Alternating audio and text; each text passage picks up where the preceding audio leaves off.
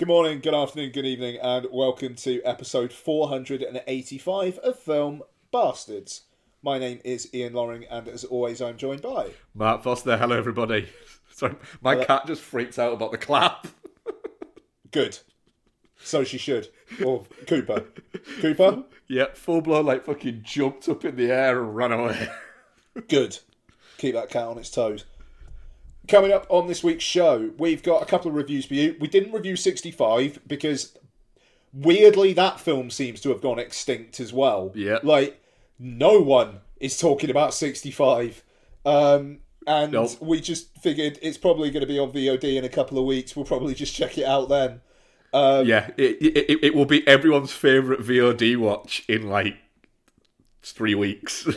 I do... And it's weird, between that and Mike's Last Dance, I do think like a few years back in COVID, we were desperate for anything to review, and now we're just going, fuck it, we'll wait for this to turn up. Magic Mike's Last Dance in 65 would have been like water in the fucking desert during COVID. Yeah. 5-star bangers! But, But what have we got instead for you, though? We've got a couple of reviews, though.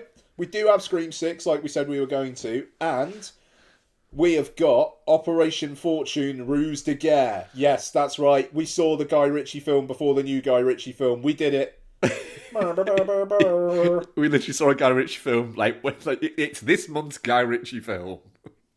Yeah. Yes, exactly. Yeah, exactly.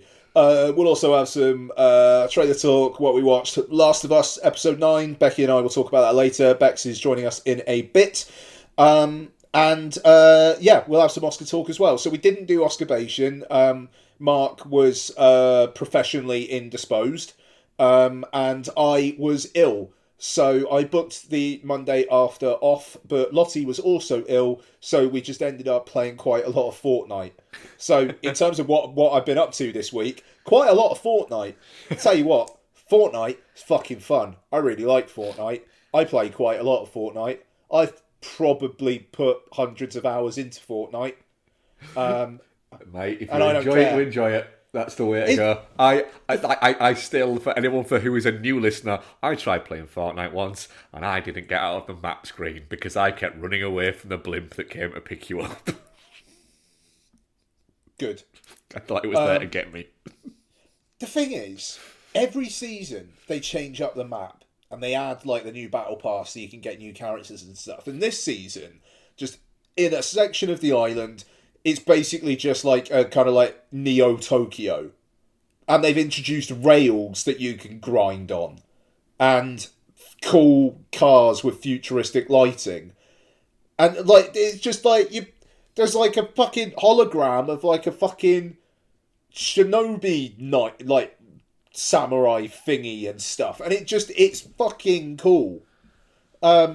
It's a fun world, and the guns feel good. And Lottie asked me the other day, like, what's better for killing at short range, a shotgun or an SMG? So that was a good conversation to have with a 9-year-old girl. Parenting done right. But excuse me, we have a blast on Fortnite. I have a blast on Fortnite. I really like Fortnite. Nice. And I've got loads of skins. I killed the Predator a couple years back, and I got a Predator skin for it. So if you kill them, you get their skin? No, that was a challenge where literally, just for like a month or so, they had a jungle area where there was the Predator. And it was just like, if you killed him, you got the skin. Wasn't there like an actual... Wasn't there one of like the is it Modern Warfare or something where there was like literally like one of the DLCs was you got a jungle bit in it, and if you went into it, the Predator was in there. or was it was? I'm sure I remember reading something about this. Well, I mean, there was that game, Predator Hunting Grounds, that we played the fucking demo of, or whatever it was. Yeah, I'm sure it was in one of like the like one of the actual, like the Call of Duty or something like that games. The Predator's in it. It's just randomly in a jungle. You can't, like, I think you can't kill it, but it can kill you. I think it was something like that. Oh, wow. I don't remember that. I mean, like Fortnite, I definitely killed the Predator because I got his skin. But I don't. Yeah, I don't remember that. But I mean, I wish that Call of Duty a couple of years back did. You could just buy Ghostface, and I wish they brought that back for Scream 6. Because I'll be honest, I might have spent 20 quid on it. But yeah, I don't know. This like cross pollination of pop culture and whatnot. It's fucking fascinating because like. You know, all these different seasons they've done, Star Wars and Fortnite and The Witcher and like this fucking anime Attack on Titan and Dragon Ball, Naruto, like they're all in there just running around, and it's like you think of like back in the day in like the 80s or something like that. Imagine a video game where you've got Disney characters and Marvel characters and the Alien and the Predator and the Terminator all together. You'd just be like, that's never going to happen. It's bonkers, isn't it? And now, yeah, they're just like, yeah, we'll do that. And during the height of COVID, it was like they had a fucking Tenet trailer premiere in Fortnite. Yeah. And they were playing Christopher Nolan films in Fortnite. It's, I mean, like, obviously needs must. And I imagine Christopher Nolan, like, looks back on that. It's like, what the fuck were we doing? But, you know, it speaks to an audience. I find it endlessly fascinating, but the thing is, you get in there, you have a good time. Yeah. Yeah. Anyway, Fortnite. That's one of the things I've been up to. But you know what else has been happening? Ooh, what else has been happening? The Oscars. The bloody Oscars happened, didn't they? The ready bloody Oscars. The Everything Everywhere All at Once has happened. Now, it is amazing how boring that night looked. Yeah. Yeah, it is. The thing is, all right, long-term listeners will know this. I'm very much, and I think we're both very much like, the Oscars are fun. They're largely meaningless unless you are nominated. But they are fun. And it isn't like now I have to look at my phone and see my top 10 of the year and go, oh, well, hang on a minute, I thought my top 10 was Bones, my number one was Bones and all. Why is it Everything Everywhere now? Oh, well, it won Best Picture, so it has to be. It isn't like that. It's just, you know, it's kind of a little bit of fun. And that's why I usually enjoy watching them, is it's kind of fun. But this just seems like if we'd have been watching it, and we'd have done the right, who do you think's getting this? Every single one of these, I'd have been like, well, it's that person. The person who's just won it was going to win it. It just felt a little bit shrug. It's amazing that Everything Everywhere All at Once won what it did. Yeah. You know, I mean, it is incredible and it's an achievement. But it's also one that's basically been nailed on for about 2 months. Yeah. And a lot of people have been saying, like, move the Oscars closer to the start of the year, and they've got to. Yeah, there's an argument that states that it could quite easily happen in January. Yeah, I mean, the whole machinery of it all and the campaigning and how much money is actually wrapped up in it all, I think, is a reason why they've done it now. And also, you know, it was quite late in 2020. Then they pulled it back a little bit in 21. They pulled it back a little bit in 22, in 23 even. And it's just like next year, just at least February.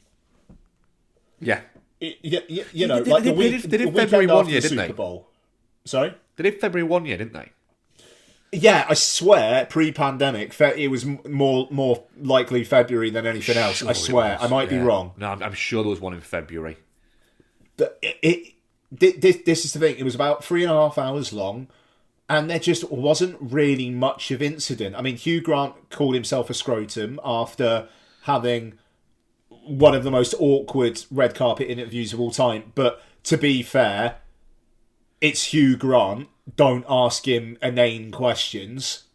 Yeah. Because you're not going to get a good response. No, the thing is, it was one of those ones where people are saying he's being rude. And it's like, I don't think he's being rude. I just think he's going, I don't get why you're asking me this. And I don't... And he's not... It's a strange one. He kind of is being rude, but it's reactionary rude. It's who am I? Who are you wearing? What do you mean? Yeah, like, who made it? My tailor. You know, it's just like he's just answering the question, but it's just he's thinking that's a fucking weird question. The thing is, it's highly possible Hugh Grant lives in a world where he doesn't know that the "who are you wearing" thing is a thing, and people go, "Well, of course he does." He's Hugh Grant. He might not. No, no, exactly. And I will always refer back to this, that I have met Hugh Grant once and he was a delight. That's it.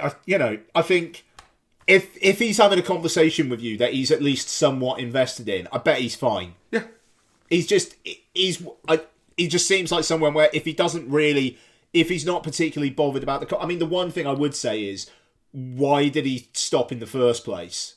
Yeah, he probably could have walked past. Yeah, but who knows? That's it. It's one of those things. Like there's why did he stop, and there's also an element of why is he there? Like I can see him being at the Vanity Fair after party, but the actual Oscars it seems like he'd be bored. Yeah. No, I mean, it was nice that he presented with Andy McDowell. Don't get me wrong, but it's just it must have been like the 30 years since 4 Weddings or something like that. But it just when that is kind of the most talked about thing. I mean, Jamie Lee Curtis, cool. She's got an Oscar. That's the thing is, she's fine in it. She's fine in it. And the bonkers thing here is, I liked Everything Everywhere All at Once. I need to rewatch it because I am also a little bit like, look, I liked it. How the fuck do people like it this much? And that's not me criticising how the fuck do people like it this much. It's more of me going, I don't remember anything within it being how do people like it this much. So I need to rewatch it again to find out, look, how do people like it this much? It's bonkers that people have got, like, obsessively taken to it when, let's face it, 12 months ago, it didn't exist. Like it wasn't even one that was on anyone's radar as on its way. The thing is, I almost feel like next year something super traditional is going to come out, or something that's just like not exactly for a wide audience. I'm thinking particularly Bradley Cooper's Maestro or Killers of the Flower Moon. Yeah, it's going to be a very serious one, not a fun one. Yeah, exactly. And it's interesting because I think that the winners over the last few years have been all over the fucking place. I mean, Shape of Water, Green Book, Parasite, Nomadland, Coda, Everything Everywhere All at Once. Like, just a wild selection of films. But just with the Jamie Lee Curtis thing, she's not even the best supporting actress in the film. And to be fair, as meh on Black Panther Wakanda Forever as I am, Angela Bassett's good in it. She has only got a few scenes, but basically every single one is an Oscar scene. And she's Angela Bassett, and I did like that she didn't feign yay for Jamie Lee Curtis. Just be stony-faced. Fair enough, yeah. You thought you were going to win that, and you didn't. Yeah, she did the full Joey Tribbiani. Yeah. Quite. I don't know. Jamie Lee Curtis, she kind of just she campaigned really, really well. She was all over the fucking place, and people like her. And it is a bit of a career one, but like I say, it's not even the best supporting actress performance in that film. The thing is, it is a bit of a career one, and these happen quite a lot. And we've got to remember, this is Tony Curtis and Janet Leigh's daughter. Yeah. But the other bit there, with regards to Jamie Lee Curtis, she's been a genre pick actress pretty much her entire career. She's pretty much stuck to genre pieces. She had the brief kind of forays into other bits, but she's, even when she did things like True Lies, she's very much poking fun at herself. So I'm a little bit like, do you know what? Yeah, go on then. Yeah. Yeah. Yeah. The thing is, the film was my number 2 film of last year. I was so happy for Michelle Yeoh. Yes. And I thought that speech was lovely as well. Really, really nice speech. The Daniels, one of them mentioned his genius a couple of times, which was he was kind of making a wider point, but it was a bit weird. And yeah, I'm really, really happy about that. It would have been, if it was in like February, it probably would have felt more of a surprise. Yes, yeah, it probably would have done. Right. We'll come to another one of the awards because I've got a bit of a thing about where one of the awards is going. Pretty much consistently starting to make me go a little bit. So yeah, but that was best point actress. Yeah, I do agree. She's not even the best one. I still think it should have been Kerry Condon, but it was never going to happen. Do you know what? I think I'd probably agree with that. Yeah, Kerry Condon is, I don't know, everyone's really strong, but she is great in that film. I'm now at the thing of going, right, do you know what? It's fun that Everything Everywhere won it, you know. Yes, brilliant that Michelle Yeoh, Jamie Lee Curtis, Hugh Grant, these guys, and Brendan Fraser, even though I am starting to lean towards, I'm not sure that is as good a performance as people really want it to be. Brendan Fraser has won that because it's in a film that can win it, and he's Brendan Fraser. Sure. Yeah. I am now starting to get to the point of going, so hang on a minute, Banshees didn't win anything. And it's as good as it is. And the thing, I'm like that for Tar. You know what I mean? The thing is, I can see why Tar didn't win things, though. In the sense that I really like Tar. I think it's a great film, but it's very dry. But it's so dry, but it's like, it's dry in a restaurant that you've paid a lot of money to go to and you've had a great time. It's not dry as in, I've lived on this packet of crackers in a cave for 6 weeks. Right, okay. But, like, it didn't even win original screenplay. And now I'm starting to look at original screenplay and looking at it and going, is it just me, or is original screenplay kind of always being nominated to and going to people who have made the film? So it's not like... Oh, that's interesting. So you look at it. So the nominations here, Everything Everywhere won it.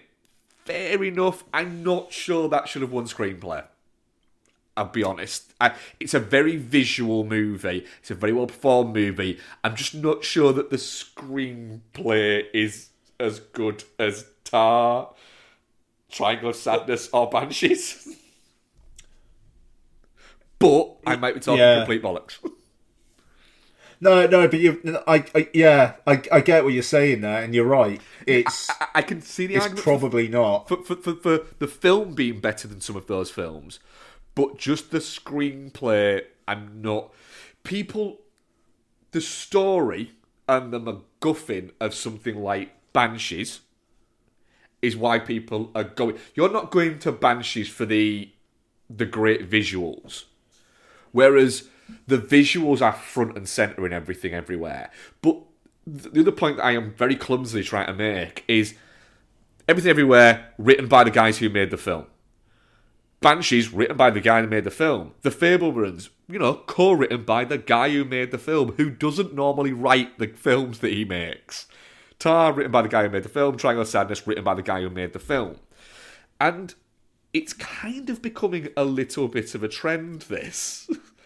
So I think in the past, over the past 10, 12 years, there's only been 2 winners of that aren't the writer of the actual, that are also the person who made the film. And that's The King's Speech and Promising Young Woman. The rest of them are, Branagh won it last year, Parasite won it, Green Book, Get Out, Manchester by the Sea, Birdman, Her, Django, Midnight in fucking hell, yeah. Woody Allen won one, didn't he? Wow. Yep. That's not even that's only just over a decade ago.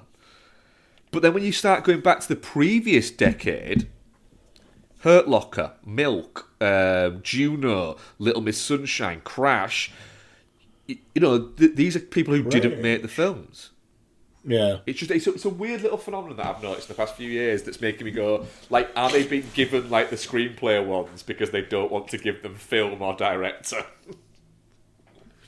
It's odd because with Everything Everywhere, it kind of almost feels like people just ticked it because they liked it. That's the thing. It just I feel like it was just a bit of a consensus.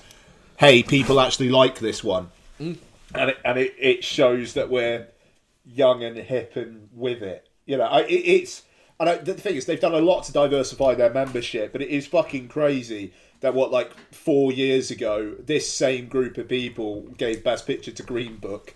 The thing is, I don't hate Green Book. Green Book's fine. Let's be honest. Green Book, yes, it's not amazing or anything like that, but it's all right.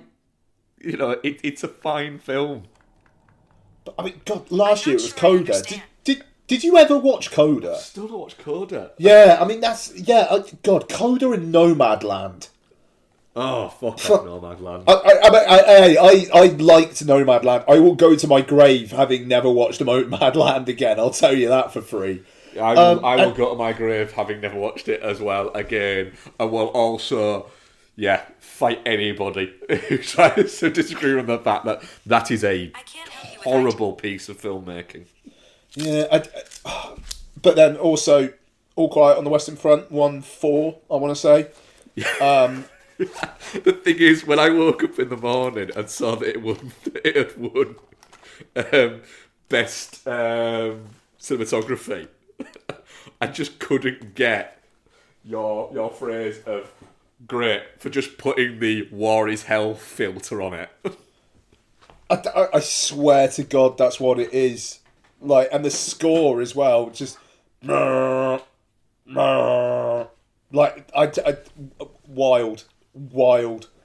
But I don't know.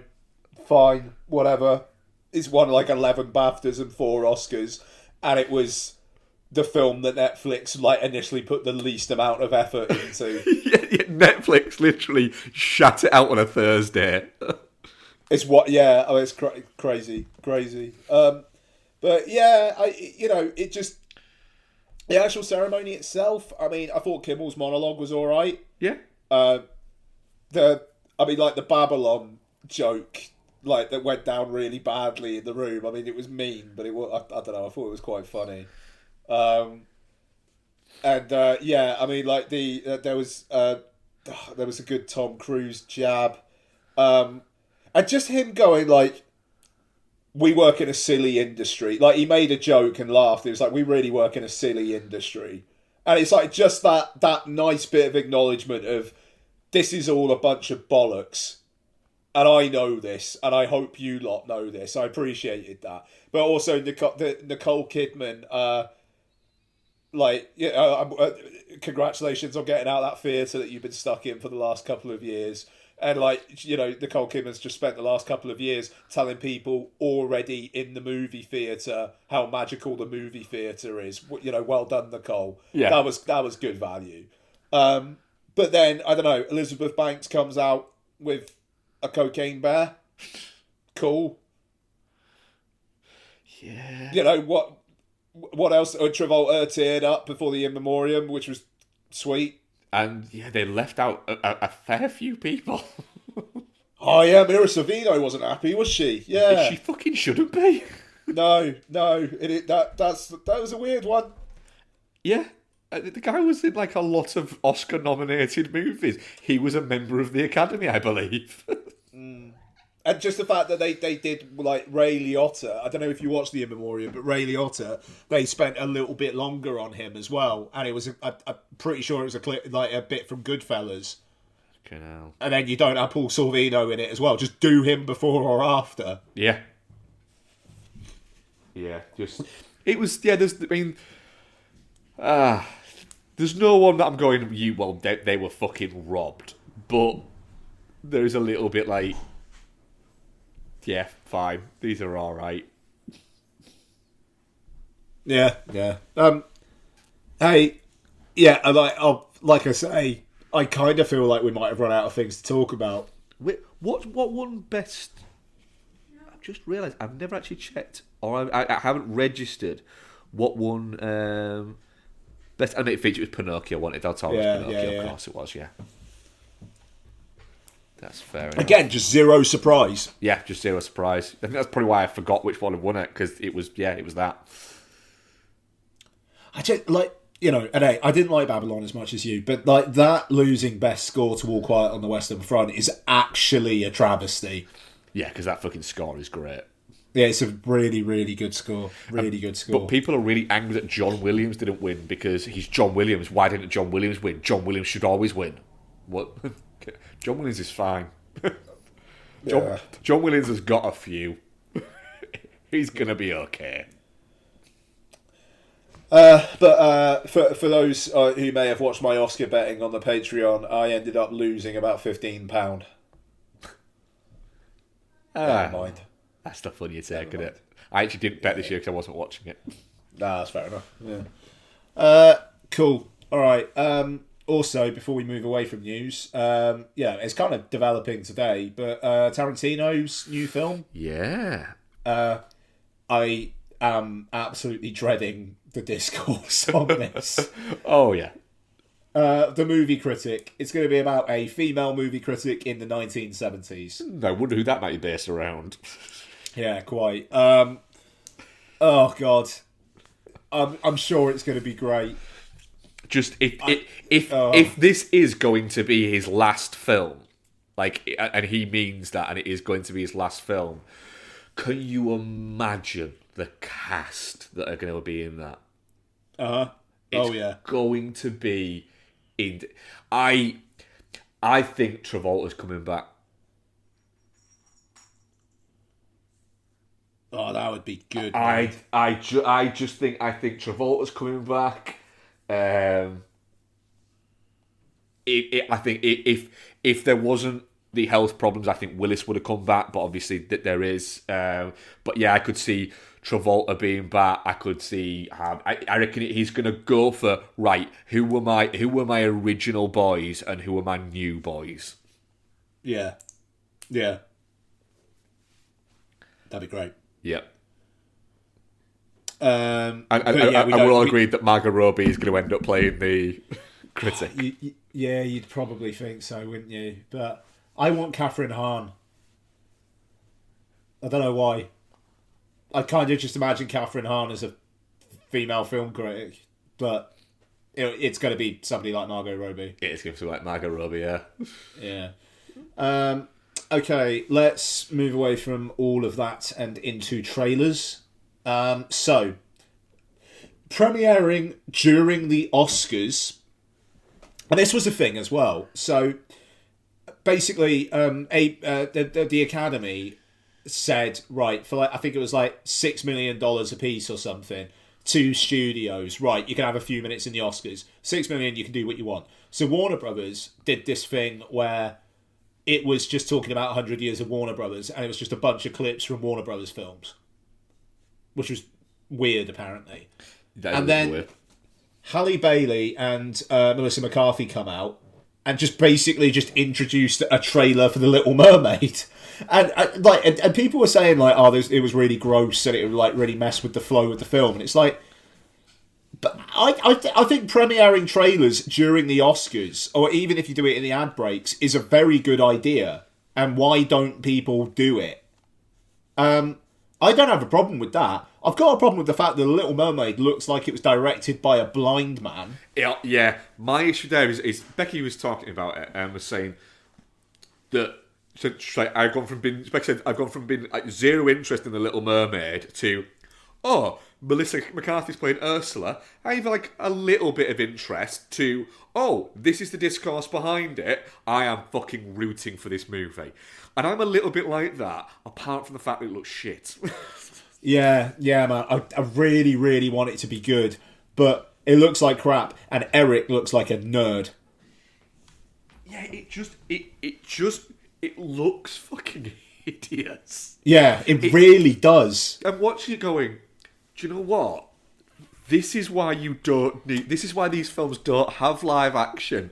Because you're now going, fuck, imagine if this was real. And you look at it and go, oh, it's weird. It's weird, it's real. It's just a fucking mermaid now. It's just a mermaid. And the fucking fish can't talk. What the fuck's going on? This is shit. Why did we want these things? It's dark in the sea. Yeah, yep. I'm sure it is. Sure well done. Sure it is. But can't we have a fucking, like, a weird fucking fish playing on, like, a bone xylophone? So none of us can look at it and go, so wait a minute. They turn their corpses into instruments. That's macabre. Well, it's the animal kingdom, isn't it? It is. Yeah, it looks rough.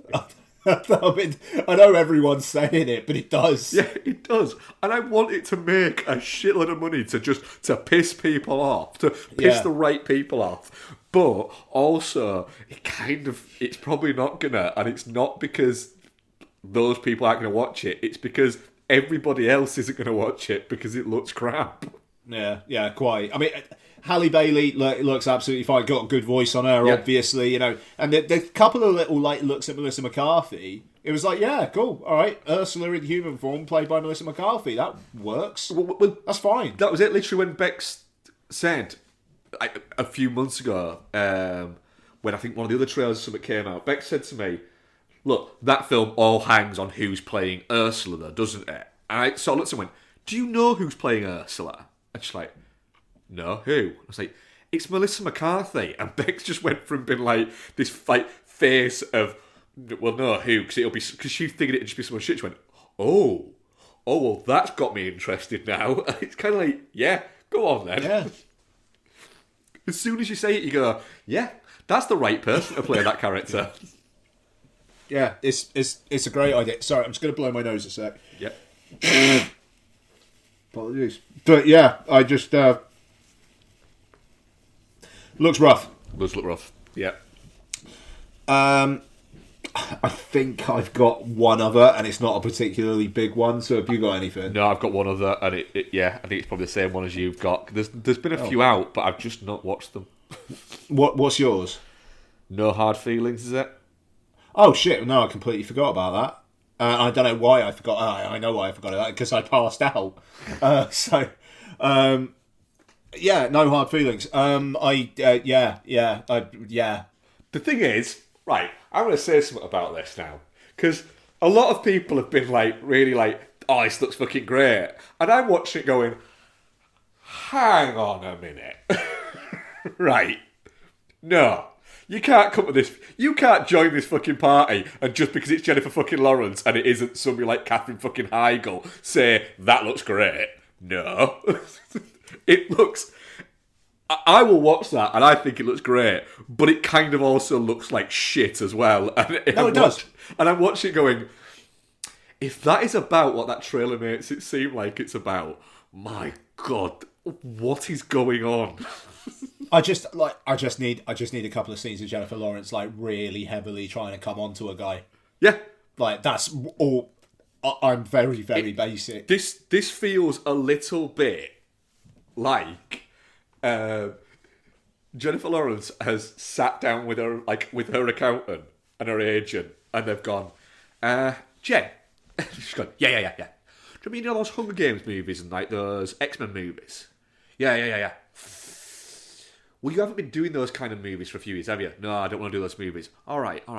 Yeah, you need some money. Yeah.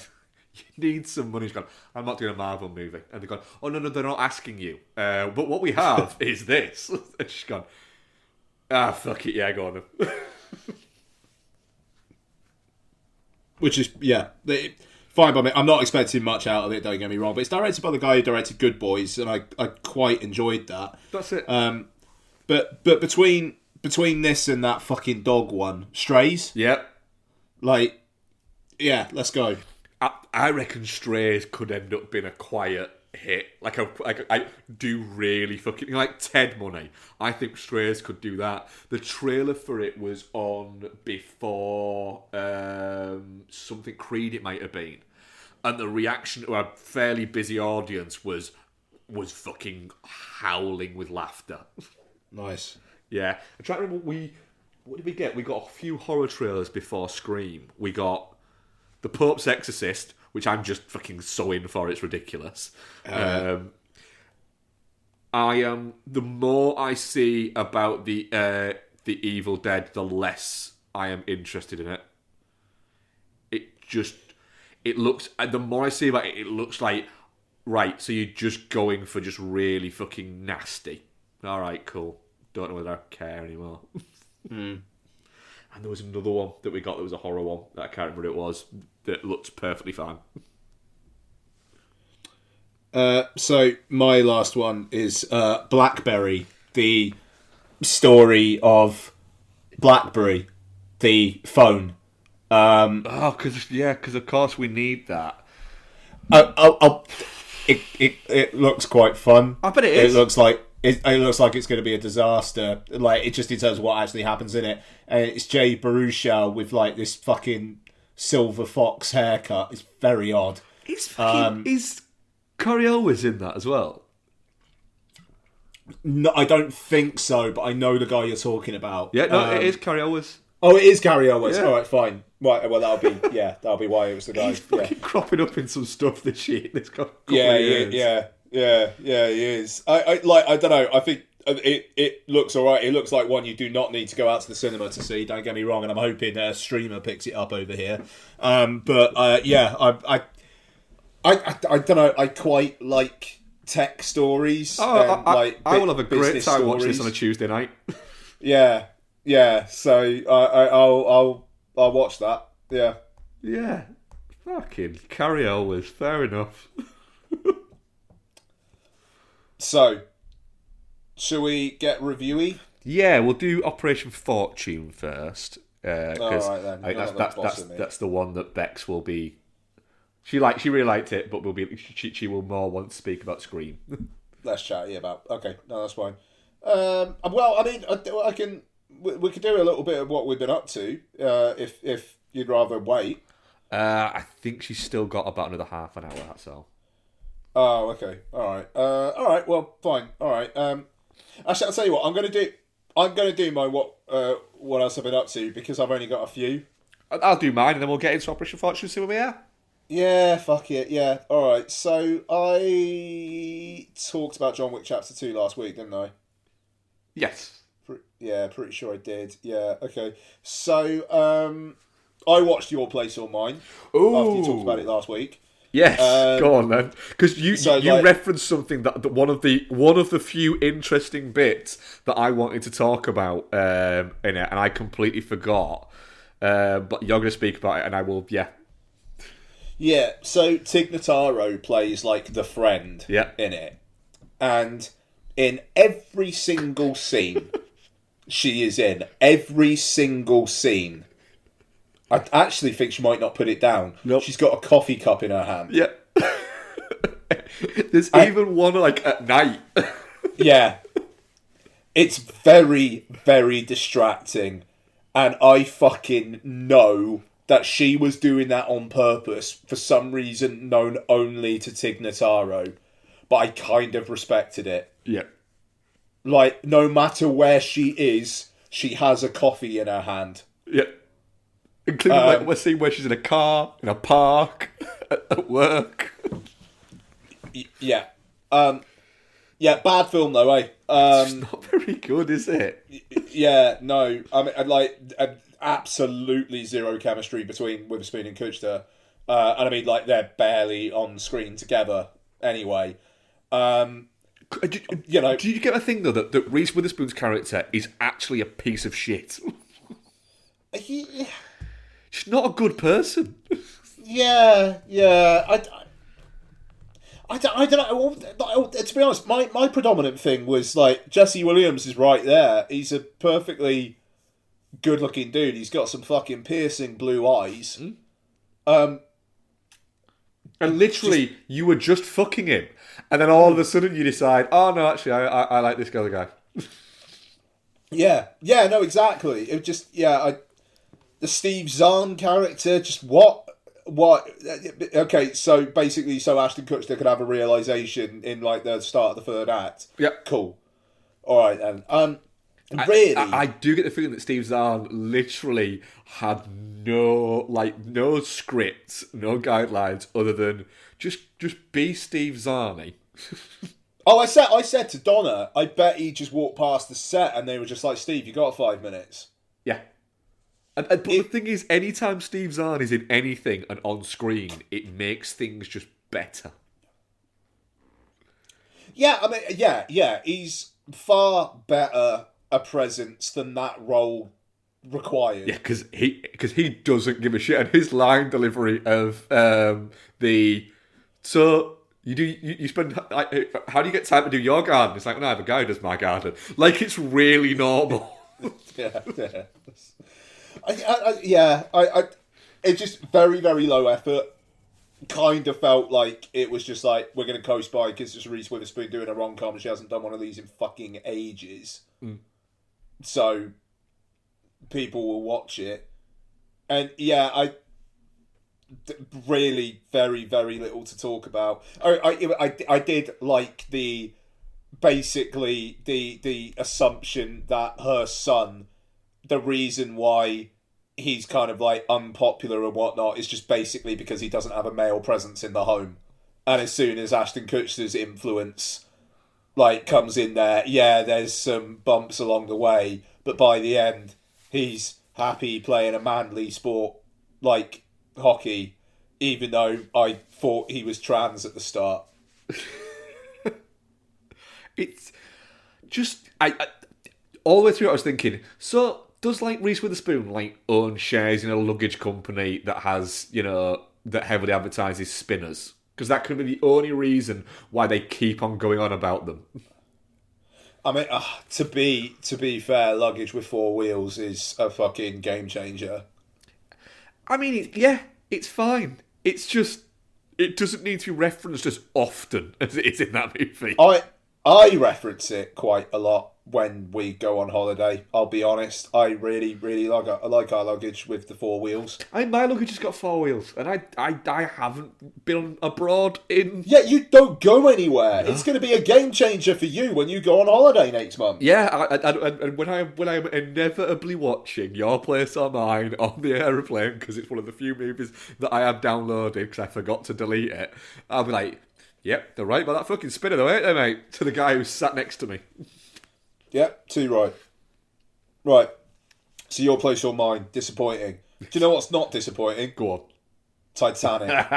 It's not. Right. It's a good film. Straight up, Saturday evening, I mentioned to Donna like the day before, like, I've got an itching to watch Titanic again because it was coming up on Disney Plus. So she was like, yeah, I'll watch that with you. And like literally, we started watching on Saturday evening, thinking like we're not going to get through all this. Got through all of it. What a fucking film! What a film is Titanic? Deary me. When you get away from all they both could fit on that plank nonsense. My Heart Will Go On, and the romance bit, and look at the rest of the movie, because that is a lot more of the movie. It's great. Yeah, it is, and it is fucking tragic. Like, it's, yes, the film pulls off the magic trick of having like a happy ending of her basically dying, but like being with Jack again, or whatever the fuck that stuff meant. But Cameron's point about that was, sorry to jump in a second, but Cameron's thing about it was, this movie is what, 26 years old? Yes. Right? And his thing there was, nobody, if I'd have sat down and gone, I want to make a movie about the Titanic disaster, they wouldn't have given me $200 million to do it. But I sit down and go, I want to make a love story between these two characters, and this is what the love story is. It's you've got one, she's from rich society, and you've got another one who's from a poorer society, and everything like that. And they're going to be played by Leonardo DiCaprio and Kate Winslet, and there's going to be all this. Oh, by the way, it's set on the fucking Titanic. Studios just going to go, wait, was it 200 million you need? Yeah, right. Write the check now. Give him the check now. Mm. Yeah, and it just... the thing is, it's a 5 out of 5 for me. It's an absolute banger. I think it's brilliant. I think the love story works like perfectly well as well. But I don't think I'm ever going to watch it again because it's really, really hits different like as you get older and as the love story aspect kind of like ebbs away a little bit and you're left with the sheer... And the thing is, it's not disaster porn because like Cameron plays it all very, very tastefully. Apart from that one guy who like clangs. Yeah, the clank is a little bit like that's a bit. Oof. yeah. But the idea of the people being trapped and in the lower decks, like there's this Irish woman who's like, oh yeah, you know, we're gonna try and get out, and they've got to let the first class people in first, and then the next scene you see with her is like as the ship is sinking, and she's with her kids, and they've gone to sleep, and she's just kind of like stroking their faces and stuff, and just waiting for the water to come, and it's Jesus Christ, you know, and it's that kind of mood for like a solid 45 minutes an hour. Well, it's the same amount of time it took the Titanic to sink or something batshit like that, isn't it? Yeah. It absolutely wild, like heartbreaking. You know, like so sad. You got this ship that like any class of life is on that ship. But then, in the end of the day, who are the people who predominantly get saved? Just the rich people, because they were too cocky to put enough lifeboats on. Mm-hmm. Yeah. But I mean, Kate Winslet is great. I will say that car gets very, very sweaty. Like, I mean, it's actually bizarre just how much fucking sex mist there is in the air. It's a little bit like, how cold was it outside that car? Yeah, kind of wild. And the paint me like one of your French girls as well. I mean, it is like that's some full on boobs, and that's some full on sexualized nudity as well. Yeah, you know, like and it was a 12, and I mean. Fair play, because it's not like nudity like as a nature study or something. It is like, hello boys, here's Kate Winslet with her tits out. You know? Yep. I mean, it's, you know, yeah. It's a hell of a film, is Titanic. It's just this mad bastard practical effort that we will never, ever, ever, ever see the like of again. And obviously Cameron's now like fully embraced CGs, creating new worlds and things like that. But the telling of a real world tragedy, you will not get something as practical as this ever again, unless Christopher Nolan is just given all the money on earth to recreate something. Mm. Like, and I don't know whether that's gonna happen, because I think his massive box office days may be behind him. I hope I'm wrong, but I think they might be. So yeah, there you go, Titanic. What a movie. And that is it for me. All right, I'll do mine. Spoiler alert for we're gonna review Scream 6. There, I rewatched Scream 5. Oh, I rewatched Scream 5 as well. Yeah. Sorry. Did I do that last week? Sorry, I can't remember now. I can't remember. I think you did it last week. Yeah, I did it last week. Sorry, Mark. Bex did it last week as well, and then she rewatched it again with me. Right. Because I couldn't really remember what happened. I could remember what happened, but I couldn't remember how it happened. And then when I started watching it, I started to remember everything that happened, and I was quite bored. Carry on, my wayward son. Yeah, right, and we'll get to this because no spoiler alerts for my review of the next one, but all of the Scream films, with the exception of the first one, are too long, and the first one also might be too long. But yeah, I was just quite bored, and then it kind of doesn't make sense either. There's a little bit of a so Melissa Barrera, yeah, she's Billy Loomis's illegitimate child. Yeah. Nah, not buying it. Nope, not buying it. Yeah. It's, okay. And the thing is that you're supposed to allow a level of suspension of disbelief in these movies, and I often do, but I was also really irritated by, like, you know, like the new cast that you've got. Like, the only one that I didn't mind was Wes, and he died really quickly. Yeah, it's going to be interesting when we talk about the new one then. Well, yeah. I may have changed my opinion on some characters based on how they were in number 6. So yeah, there is one character that I've maintained my opinion of, and it has only deepened my dislike for them. And there's another one that I have gone fucking 180 on completely. Okay, interesting. I also rewatched The Sandlot 2 because I'm me. Yep. It's not as good as The Sandlot. It's not even very good. Was made like quite a few years after, like 12 years after. There was no need to make this movie. And it's like the first one was set in like 1962. This one's set in 1972. And basically tries to tell almost the same story, but like it's just not very good and has none of the wit or charm of the first one out there. So the less said about that, the better. And then I got 2 more. Actually, went to. I'll break this up because it's not just what I've been watching. It's what have I been up to.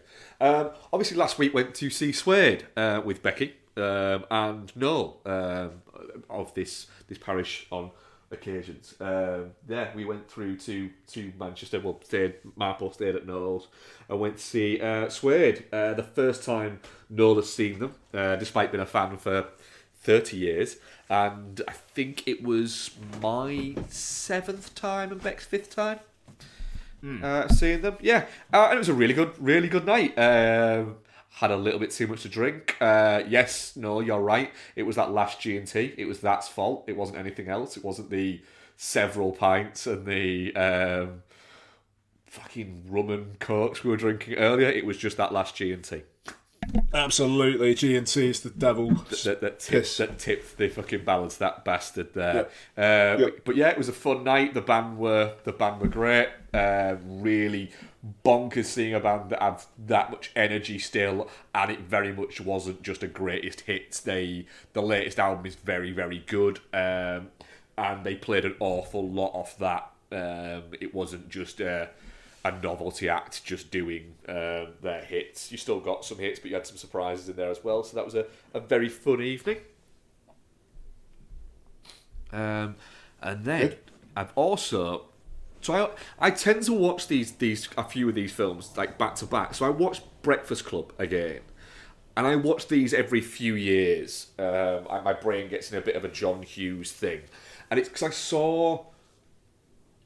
was watching something on YouTube. And then the next video came along, and it was a trailer for. Do you remember that documentary that got made about a decade ago, maybe, where they tried to make a documentary about what happened to John Hughes, and their big thing was that they were going to get an interview with John Hughes, and then they didn't. Yes, and he sadly died literally like a few months later. Yeah. And so I think the last recording of him speaking in public was him saying down like his intercom, "No, I'm sorry, I don't want to do this interview." Brilliant. Good. And I saw it, the trailer for that came on, and it made me go, "Do you know what? I've still not seen that documentary." And then I decided, do you know what? I'm going to rewatch Breakfast Club. And I think I've spoken about this before on the podcast, but it is odd the fact that this film now hits differently because, I grew up watching this movie, from being younger than the people in it, then being the age of the people in it, and then being a little bit older than them, to now having a daughter that is now older than the age of the cast, their supposed ages within the movie.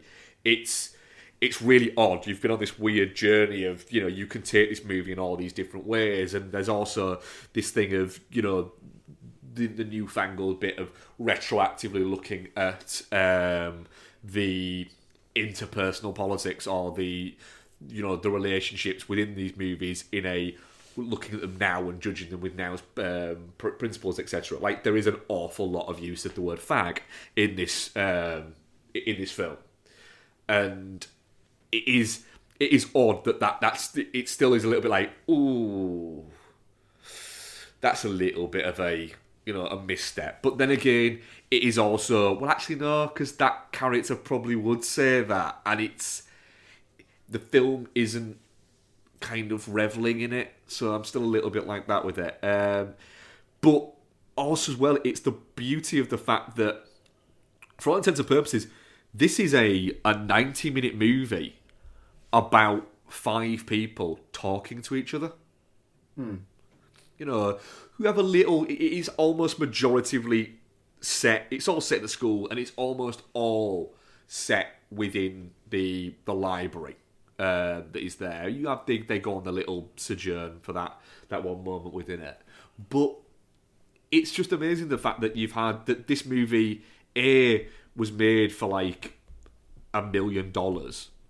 And grossed like over 50, but since then, obviously, as in so many different iterations, will have made an absolute fucking shit ton of money.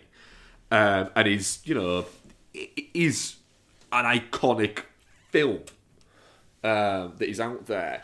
But yeah, it's just about just 5 people just talking to each other. It's kind of brilliant, and it is just the strength of the writing and of the conversations and of the performances that are within it, that it's absolutely magnetising to watch as well.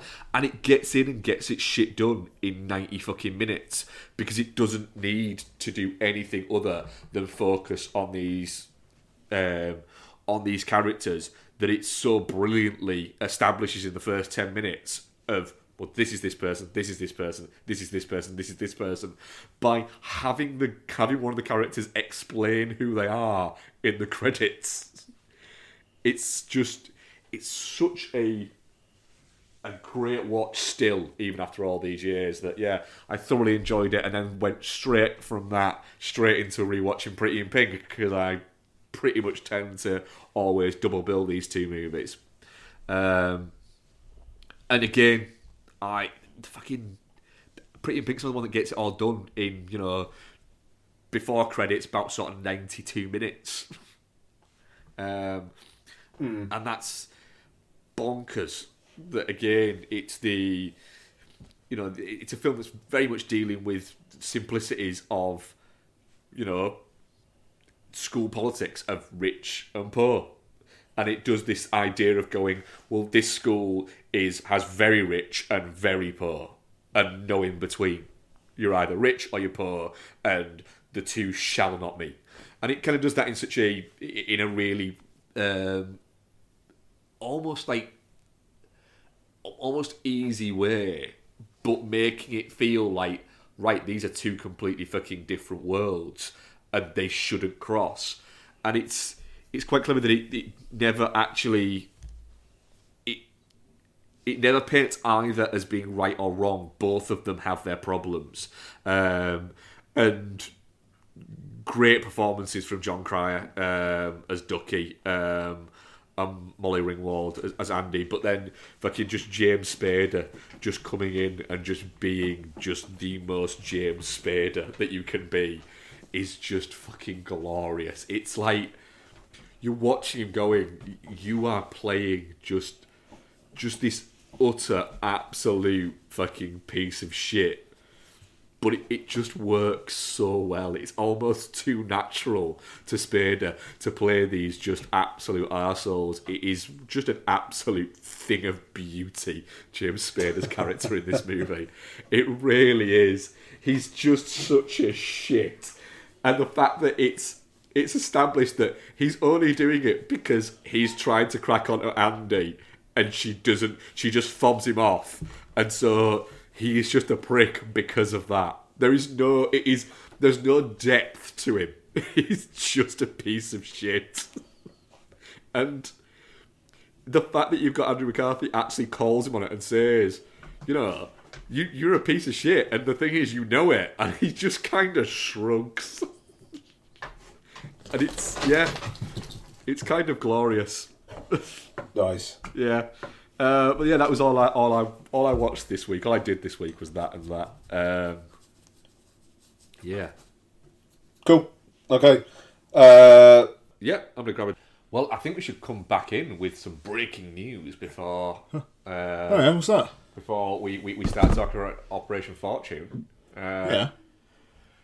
So James Gunn has announced he's directing the Superman movie. Oh, has he? Yeah, in news that will surprise nobody. Yeah. Yes, so he's tweeted saying, yes, I'm directing Superman Legacy to be released on July 11th, 2025. Right, yeah. Yeah. Cool. Apparently it's all because of his dad. Yeah. Yeah.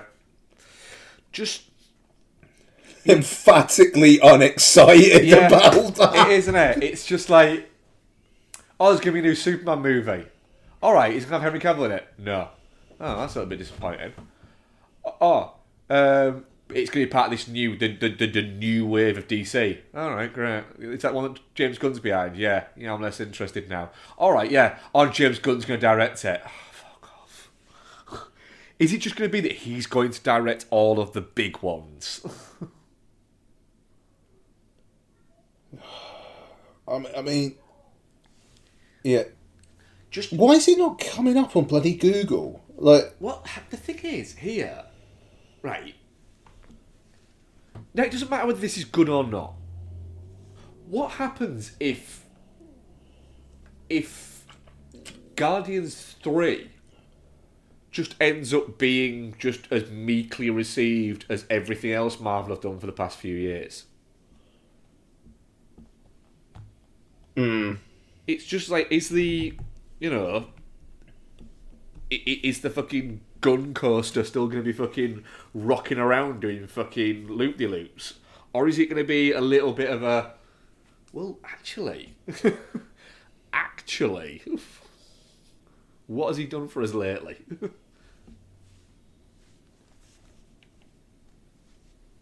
Yeah. I don't. I mean, it's. I'm so conflicted on James Gunn because he's like a kind of like a geek done good and all that, and he's been through the trenches, writing all the trauma stuff, and he's kind of worked his way up. Mm-hmm. But it's like you look at his Twitter profile icon, and you see that like when he went to the Shazam premiere, I think it was like yesterday. It was like he did a picture in his limo with his wife with not much on her chest and like a bunch of women in the background. And it is just a bit like, yeah, all right, mate.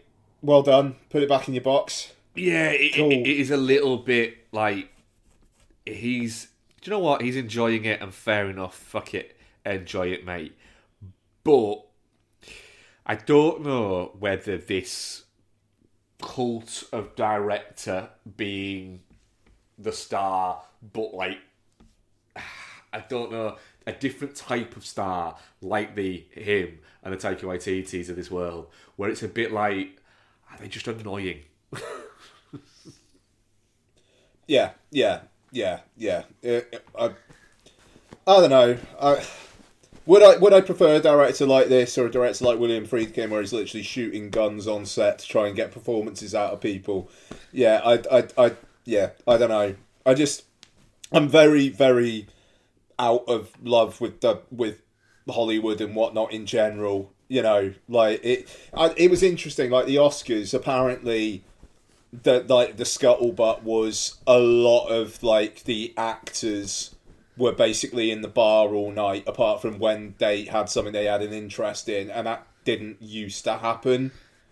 But it was just like a lot of seat fillers during the other awards, and there's just a whole like I don't know. God, it's an existential thing, but like how much people are actually in it for the art and how much they're in it for their egos, and maybe they were always more in it for their egos than the art, but it kind of feels like there's just a lot more of the look at me about fucking all aspects of Hollywood now and not just the actors. It's Bothers me. It's the Instagramification of Hollywood. Yeah, it's they one of the Daniels talking about my genius. Yeah, it's they can make as much money from having an Instagram account that's got 80 million followers as they can of making a movie. And that's yeah. It's a weird one. But yeah, James Gunn directing emphatically unexcited. Will super depend on who they cast as Superman. It's going to be someone really dull. It's going to be somebody young and dull and probably white. Yeah. Operation Fortune Ruse de Guerre is directed by Guy Ritchie and stars Jason Statham, Aubrey Plaza, Bugsy Malone, Carrie Elways, Hugh Grant, and Max Beasley. Yeah, when Max Beasley turned up, did you look at it and go, hang on a minute, is that Max Beasley? Yep. Did you also think, oh, that's nice for him, because he's mates with Guy Ritchie? And then did you also think, he's got a bigger part in this than I thought he was going to have? Yeah, 100%. Like, I as soon as it was finished, I text Noel and I was just like, that was fucking Max Beasley. What the fuck? Wow. Good for him. Yeah. Just good for him. And like you say, quite a large part. Yeah, it's a big part he's got in it, and he's got it because he's Guy Ritchie's mate. Yeah, fair play. And he happens to be an actor, and he's a perfectly fine actor. Yeah, that's wild. So, Operation Fortune Ruse de Guerre. We've known about this for a while. You know, it was being trailered when, like the in between the first and the second lockdowns. I would say we're getting on for, when was it finished? This must have been finished. Let's see if I can find out when it was actually finished shooting. This finished shooting on the last day of shooting apparently was January the 14th, 2021. Yeah, wild. Okay, so it can't have been... So it must have been around about this time last year. I remember it being winter and this trailer was playing, so it must have been around this time last year, and then it just dropped off the face of the earth, and now it's back. Here we go. Operation Fortune Ruse de Guerre. So, we've talked about Guy Ritchie having a new film coming in the next couple of months, The Covenant, starring Jake Gyllenhaal. Yep. But he's got this in the meantime. Is Bex with us? She is arriving home as we speak. She's just getting herself sorted. She'll be with us in a second. Aye. So, yeah, here we go then. Operation Fortune. We've been looking forward to this. And, Mark, how did it land with you? It's messy. It's very messy. The story doesn't really make that much sense. But Hugh Grant and Josh Hartnett having a really good bromance is a lot of fun. Statham essentially being like just walking around and doing the minimal amount of Jason Statham-y things that he can get away with doing is great. Plaza's a lot of fun, but just doesn't feel like she's part of, like, she doesn't feel like she should be within this movie. And I really quite like Bugsy Malone. I think he's quite good in things. It's a fun movie. It's very light and a bit frothy. It's too long. It's too convoluted and the story doesn't make sense. But when Hugh Grant sits down with those people to deliver that speech, and he's kind of there going, when they sit with, well, you know, you haven't done anything, and he kind of goes, ooh, and he gets this naughty grin on his face, and then fucking does that speech, and the explosions start going off behind him. It's fucking great. And yeah, I had a good enough time with it. I think it's a fun movie. And I think that it's only ever trying to be a fun movie.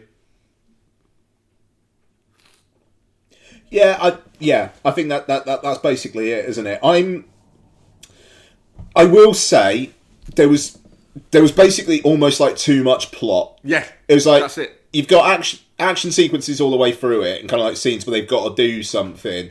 But there was just a lot of dressing on they've got to do something. And by the end of it, I didn't have a fucking clue what was happening. Yeah, I was the same. I was a little bit like, but I'm not entirely sure what's going on, but I don't think I care. Yeah, just the biotech guys employed both Hugh Grant and that Mikey guy. Yep. And it was just, yeah. So instead of like the English government at the start hiring the two forces to steal the thing, it actually turned out that the bad guys had hired two forces to steal the thing. Yeah. Yeah. Okay. Fine. Which is fine. I mean, and it was like, I don't know. It was interesting because the perform. I really just enjoyed the performances, but I enjoyed it, but almost kind of like pairs. You got Bugsy Malone just doing whatever the fuck he's doing. Yeah. Like, he honestly felt like he was just a mate of Guy Ritchie's who was just there for the ride, but for like the whole film. He didn't really do anything other than learn that expensive red wine tastes good. Even his reaction to that is like Guy Ritchie spent years trying to get into try red wine. He's like, it's not for me, Guy. It's not for me. And then he's gone, no, I will get you to try it. He's like, you won't. And then he's literally put it in a script, so he has to try it. And then he's tried it. And he's gone, and then he's had a reaction of sipped it and gone, God, you know, that's all right, actually. Yeah, quite. I don't really know what else he does apart from kind of being the tech guy. But then Jason Statham and Aubrey Plaza, by the end, like where she's like wrapped her arm around him and whatnot, it's like, well, they've not really had any scenes where they look like they're gonna fuck, but they're gonna fuck. Oh yeah. Like, and it just like, it's almost like just a given by the end. The way she's been flirting with him and he's been not knocking her back. It just, right, they're a thing now, cool. And then you've got Josh Hartnett and Hugh Grant having one of the great cinematic bromances. yeah. It's the fact they just really get along really quite well. You know, and he's not. The thing is, you keep expecting at some point Hugh Grant to go real fucking malevolent on him, and he kind of doesn't. You do. And he does. No, that's the thing. He doesn't. And just like that scene where he gifts Josh Hartnett the car. Yeah. I was just thinking, and also the scene where Aubrey Plaza, he's like, this fire between us. Yeah. It can't turn into anything. I respect Danny too much, you know. And it's just like, right, okay, fine. This is where it's going. Then he's not going to be like the big bad, but this is great because it means him and Josh Hartnett can be friends. But it almost intimates that they're more than friends by the end of it. Yeah, I mean, so it's interesting. Like Noel, I know we're having a discussion about that. Where it does, I think it is just more like, you know, because Carrie always says, "Oh, his fiance, blah blah blah," and it's like, "Oh, what's that about then?" And then you see them, and I kind of think it's just taking the piss. Oh, yeah. It's just like they are very, very good friends, and they're just like intimate with each other. Yeah. But I don't necessarily see it as that. Like, honestly, I think if Guy Ritchie was going that, he would have just had Josh Hartnett and Hugh Grant make out. Oh yeah, but Guy Ritchie is 100% just kind of intimating that might be a thing.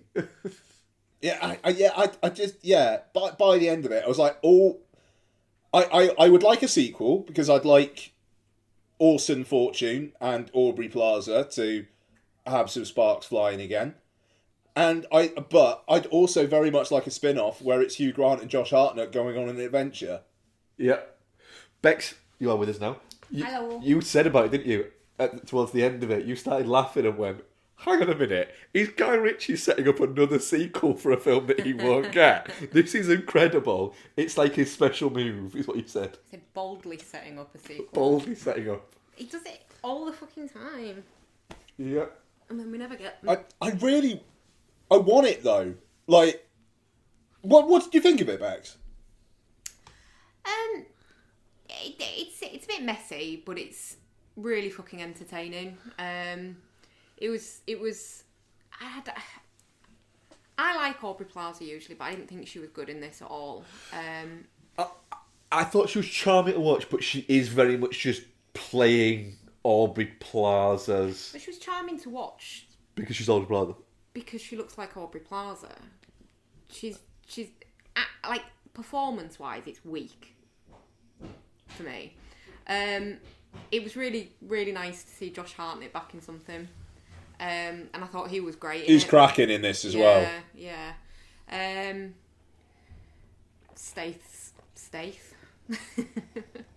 It's not quite Idris Elba levels of that, but yeah, you know what you're getting with Jason Statham, don't you? But what you're getting is very good and very entertaining. So yeah, no, I really liked it. I just think the story was it didn't hang together quite as cleverly as a lot of Ritchie stuff does. No, and it's... No, that's fair. Yeah, it doesn't. You don't get that bit in the end when all the tumblers fall into place and you go, oh, fucking hell, really? No, it just kind of all falls and you go, what? Yeah. So that is a bit of a weakness, but it's entertaining enough that it gets away with it. And I love this little fucking thing that Hugh Grant's just carved out for himself. Yeah, it's incredibly fun. He just seems like he's having a fucking blast. Yeah. Yeah. I'm old now, so I'm not going to get typecast as a leading man anymore. This is fucking fun. Yeah. I don't have to do rom-coms. So I'm just going to turn up and just be a bit mad in everything. Yeah. It's great. You never know what's going to happen with him. No, and I mean, yeah, that's what we need. He doesn't need the money. He doesn't need to do this. He's going to do it because he thinks it's fun. You know, it's 3 Guy Ritchie films that he's been in now. Gotta say, I don't think he's been in 3 films directed by any other single filmmaker. No, probably not, actually.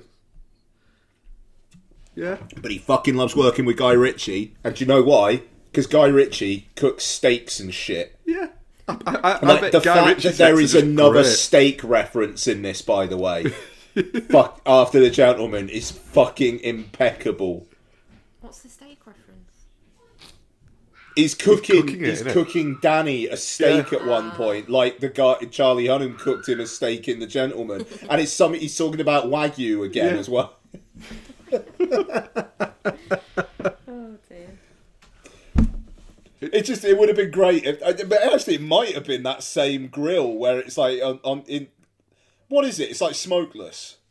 Yeah. It's that one that he was using is basically like it's a It's like a smoker grill. That one that he's using in it. In this one, in Operation Fortune. Yeah. So I don't know. It just, again, that feels like a Guy Ritchie thing. This is the thing, right? I feel like Guy Ritchie is just making films that he wants to watch. Like Aladdin aside, which feels like, yeah, all right, just like I'm gonna co-write this, I'm gonna put my stamp on it, but it is a bit of a like just get myself back out there kind of thing. Now, he's just making films he thinks will be entertaining, and I feel like there's a hardcore amount of people who will be there for it. There's also a lot of people who won't be there for it because they'd rather watch sad bastard films. Yep. I'm perfectly happy to watch Operation Fortune for a couple of hours, not really know what's going on, but enjoy the characters and enjoy the back and forth. Yeah, that's It's it. a film of simple pleasures. Yeah, I had a great time with it. It's a fun ride of a movie, and I enjoyed it. The thing is, I originally on Letterboxd gave it 3.5 out of 5, and then I went back to it and went, well, no, because I really enjoyed it, so it has to be a 4 out of 5 for me. It's a 3 out of 5 movie that I got 4 out of 5 enjoyment out of. That's fair. Yeah, definitely not shit. Definitely not shit. Forgot to do a poll for it Oh. because I'm an idiot. Well, we'll just assume it would have been 100% definitely not shit then. Yeah. Yeah, absolutely. Right, Have you guys... The Last of Us. I'm guessing you guys have done Oscars chat, yeah? Yeah, we've got Yeah. Last of Us the Scream. We saved those for you. Yeah. And whatever you've been up to as well. Yeah, no worries. I just wanted to say, so on Oscars night, we went to bed and I couldn't get to sleep, so I was like, right, I'm going to go downstairs, I'm going to have a cup of chamomile tea, I'm going to watch... Oh, that's right. Yeah, because you WhatsApped at like 1 a.m. Yeah, Sorry, yeah. yes, yeah. Came downstairs, I'll watch a bit of the Oscars while I'm having my cup of tea, then I'll go back up, and happened to catch it like right just before Natu came on. And it was just like the stars aligned. How fucking great was that performance? So actually, we didn't talk about this. So yeah, the performance was great, and you could hear the audience clapping, getting faster and stuff. So people obviously knew what was going on there, which was wonderful. And oh god, so glad that won. Yeah. So glad. I'm absolutely devastated they didn't put it in for Best International. The thing is, I'll be honest, with all the heat that All Quiet on the Western Front ended up getting, I think that probably still would have won, and then it would have stung more. Yeah, fair. I'd have fronted a one-woman riot. Yeah, because that's the thing. I think honestly, like people would have gone fucking nuts, and I think it would have happened. Yeah, probably. But I'm right in thinking it was the two main guys that were there. One of them dancing, one of them Yes. singing. Yeah. I thought they were both dancing. I think Beam was one of the singers. The guy that plays Beam. Raju was definitely dancing. Yeah, he was, that was yeah. definitely him. Yeah. Okay, yeah, maybe then. Yeah, because I saw Raju and I just assumed it was both of them. Because I was like, hang on, he doesn't look right. And then it cut to the people singing, and I'm sure he was one of the ones singing. Okay. Fucking great performance. It's pretty. That guy is a good-looking dude, and he's a healthy-looking dude. He's maybe not quite as in shape as Raju, and maybe, it's pretty extensive. Yeah. What I was going to say as well, though, the Hold My Hand performance was odd. Because Lady Gaga was a little bit, I might not. Doing a stripped down Hold My Hand is not the right way of doing that song. The only way you should do that song is if you are bursting people's eardrums. Well, What's that from? from Top Gun.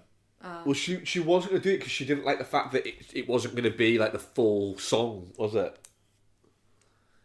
But the scuttlebutt is because Tom Cruise basically said I'm not going, but then turned up at Michael Caine's 90th birthday dinner. along with Denise Welsh from Coronation Street, which was weird. But Tom Cruise not turning up, they were basically, right, just whatever we got to do to get Lady Gaga to attend, do it. And that you've just got this performance that apparently played really, really well in the room, but just watching it was just... Why? It's just not what I come to hold my hand for. Like, no, seriously No, though, like you're right though. Yeah, I think you're spot on right. that is soaring. They don't get it right. If they're gonna, the thing there is, if you're going to nominate these songs for Academy Awards, have them all play in their entirety, and just have them. If you're gonna have them as performances, just have them as full-blown performances. Don't not and still have a fucking 3-hour show. That fucking thing would benefit so much from losing a lot of the skits and having the full-length performances. No one likes the skits. We fucking say it every year.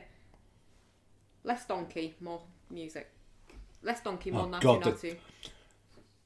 There was the donkey, and there was the bit where Kimmel went into the crowd and asked Malala something, and she was just like, I'm basically not going to dignify that with a response. Nice. Like, she said, like, I'm paraphrasing, but she was just like a bit, I'm not going to answer that question. Oh, wow, what did he ask? I can't remember, I'm sorry. Okay. But, yeah, anyway. I don't know. It would have been more effective with Hold My Hand if you just did, like, just played the bit with Tom Cruise and Jennifer Connelly in the plane at the end, and then just did the fucking roll call of actors that they do at the end of Top Gun Maverick with Hold My Hand playing over it. You know, and you could have had fucking Charles Parnell Warlock, the guy who does the fist pump at the end with John, like next to John Hamm, like just have him freeze framed for like 2 minutes behind her while he's singing. She's singing. That would have been great. That would have been great. So, The Last of Us episode 9. This episode and the episode before directed by Border and Holy Spider director Ali Abbasi, which I forgot to mention last week. So, it's the last episode of the season. I've still got reservations. Don't get me wrong. Kind of think they pulled it out the bag. Oh, really? A little bit. Interesting. There was a lot of ground to cover. And I do still feel like it was a little bit minimum viable Last of Us. Mm-hmm. A little bit. PG. But as I've been... Last of Us. Yeah. But as I've been saying before, I think now HBO are going to be like, right, we got something here. Here's money. How many episodes do you want? Well, they've already said, haven't they, that it's going to be the next game's going to be split into 2 seasons. Next game's massive though, apparently. So I think it would have to be, but it's like double the length of part 1. So that does make sense. And they've already said yes, there's going to be more infected, which says to me they've got a bigger budget. They've got the money that they probably would have wanted in the first place. I liked it. Don't get me wrong. I don't love this season. I would rather play The Last of Us Part 1 again than watch Season 1 of The Last of Us again. Yeah, I'm going to crack my copy out, actually. And then want to play through both of them. No, you need to get a PlayStation 5 and play The Last of Us Part 1, not The Last of Us Remastered. That's what you need to do, Bex. Your man is on fat stacks of cash now, and you guys can afford a treat. We've just booked a holiday. We said this last week. Yeah, but you also want yeah, I know, I don't care. 4, don't you, as well? I don't like 4. I didn't like 4. Alright, fine. But I do. Well, there you because go. I'm a Buy a completionist, PS5 instead. So, yeah, I don't know. I'm in 2 minds about it. I just think the price is Treat obscene. Like, obscene. Treat yourself. I can get you some discount shit through work. I could probably get you like 40 quid off a PS5. Are you on commission with PlayStation? No, I'm not. You will like it. Yeah. you remember the fucking Like reaction I had to like gaming when we got the new TV? No, can't do it anymore. I'm not fucking playing it on this TV. No. Took me ages to get used to it. I'm a stick in the mud. Just very, very quickly, remind me to share a link to a documentary about the making of the Last of Us Part 1, the PS5 one, to show you the difference. Okay. Yeah. Okay. Continue.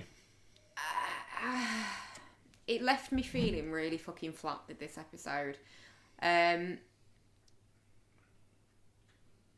Yeah, just so scratching the surface with it. It just, we really want to concentrate on the relationships and it's all about love and no, it's not. It's about a fucking world that's been taken over by infected.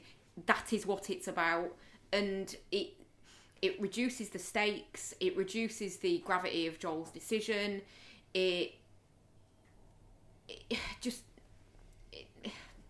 didn't stick the landing for me at all. I was looking forward to the last episode because I was like, right, they've got to sling some infected in the last one. They've got to. This is what they've been saving the budget for. They're going to do that scene in the tunnel, and that's why there's no infected in all these other ones, because they're going to do that. It's going to remind us all of the world that the real world situation that these guys are in, and why it's so important to find a cure. And that's what's going to happen. It's going to fucking happen. And they just fucking wander along and telling jokes. No. It made me really angry watching it. And that makes me really sad because I've loved it overall. But they could have just done that. Less giraffe, more infected for me. Would have been fine. Yeah, no, I think one more episode.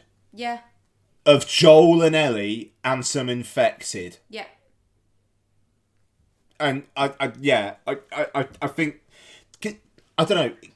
The thing is, so episode 6 is the one in the in Tommy's like place. You got quite a bit of Joel and Ellie there, and then 7 is left behind, and then 8 is Ellie and the cannibals. Yeah, David. Yeah. Yeah. So, not a lot of Joel and Ellie in those two at all. No. So, there's not an awful lot of time from Tommy, take her, I'm no good for her, to I'm going to basically set fire to the world so that she can stay with me. I actually don't think there is a lot of Joel and Ellie across the whole season, because they've fleshed out a lot of other characters. Yeah. It doesn't build their relationship, and I think if you've not played the game, I just don't feel like you'd buy it. Yeah, and I think that's why I'm saying it's kind of like, it's almost like minimum viable Last of Us. And maybe that is harsh, because I think it looks great. And the performance, like Bella Ramsey had already won me over. Pedro Pascal pulled it out of the bag there for me with this one. Like, I bought it. I bought it. I get why he wants to, like, is prepared to do what he does. The Ellie's part of the relationship, I'm still not quite there, other than it's a protector figure. But that's the thing. I am a mixed bag on it, but again, and I'm making excuses, which is weird because I felt like I was more negative than you at the start of the season. Episode. Yeah, probably actually right at the death. Yeah, I think you're right. And it honest, I just think they got the budget they were able to get, and they made the series they were able to make. Do you know what? I think with you, Beck, sorry, just from an outsider looking in, I think with you, it was a building of everything, of frustrations, and then when it came out that oh wait, so you're not going to have any infected in it? All right, fucking great, thanks for that. Yeah. You were expecting a crescendo and it just got a bit of a fade out. Yeah. Yeah. It's such a weak last episode. Like, it's so flat. And then even the big Joel scene where he gets to fucking shoot the shit out of everybody, it's just got this fucking really slow, low energy, fucking mournful music playing over it. It's like a key action sequence. No.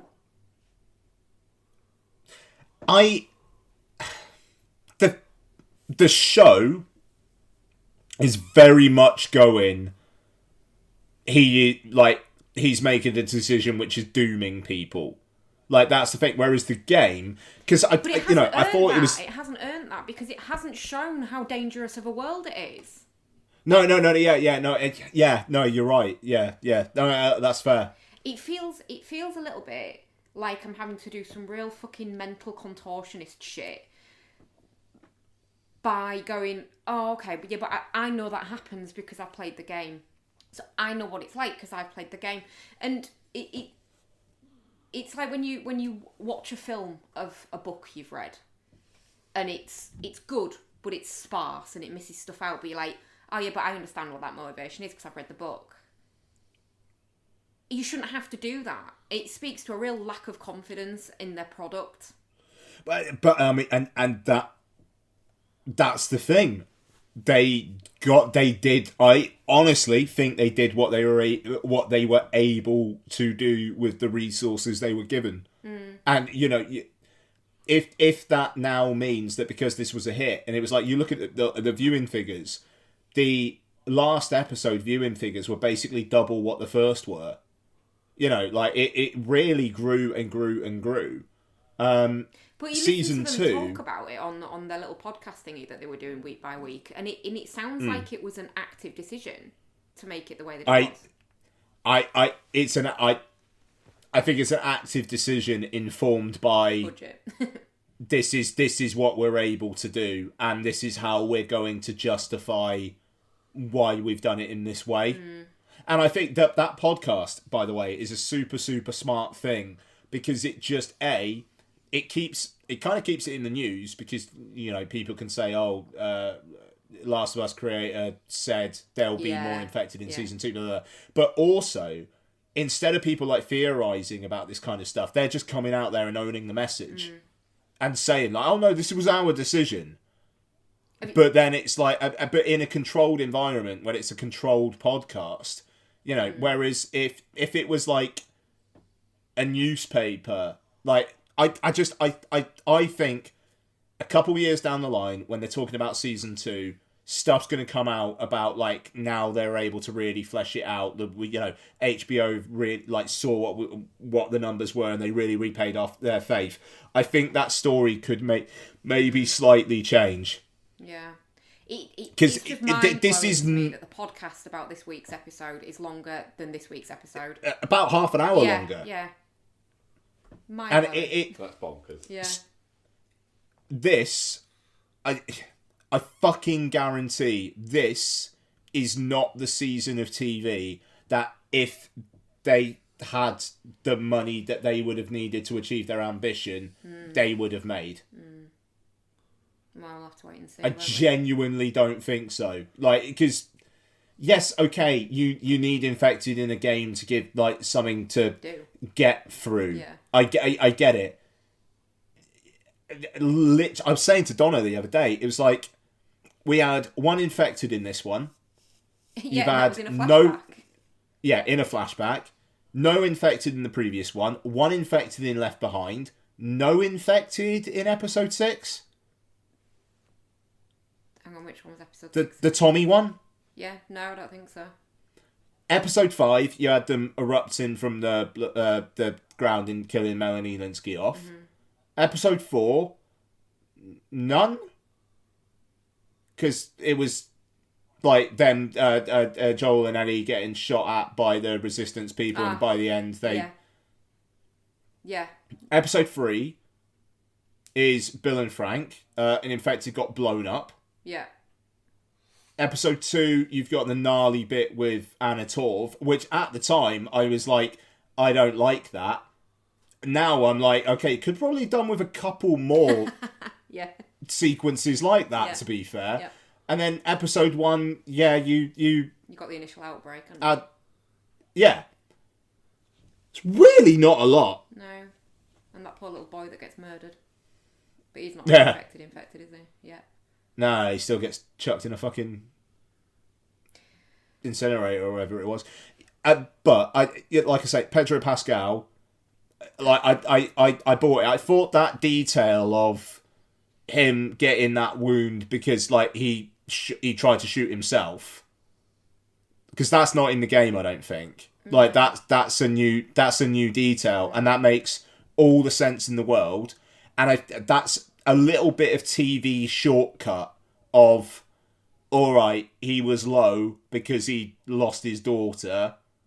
So, okay, Ellie is daughter figure. Okay, I get it.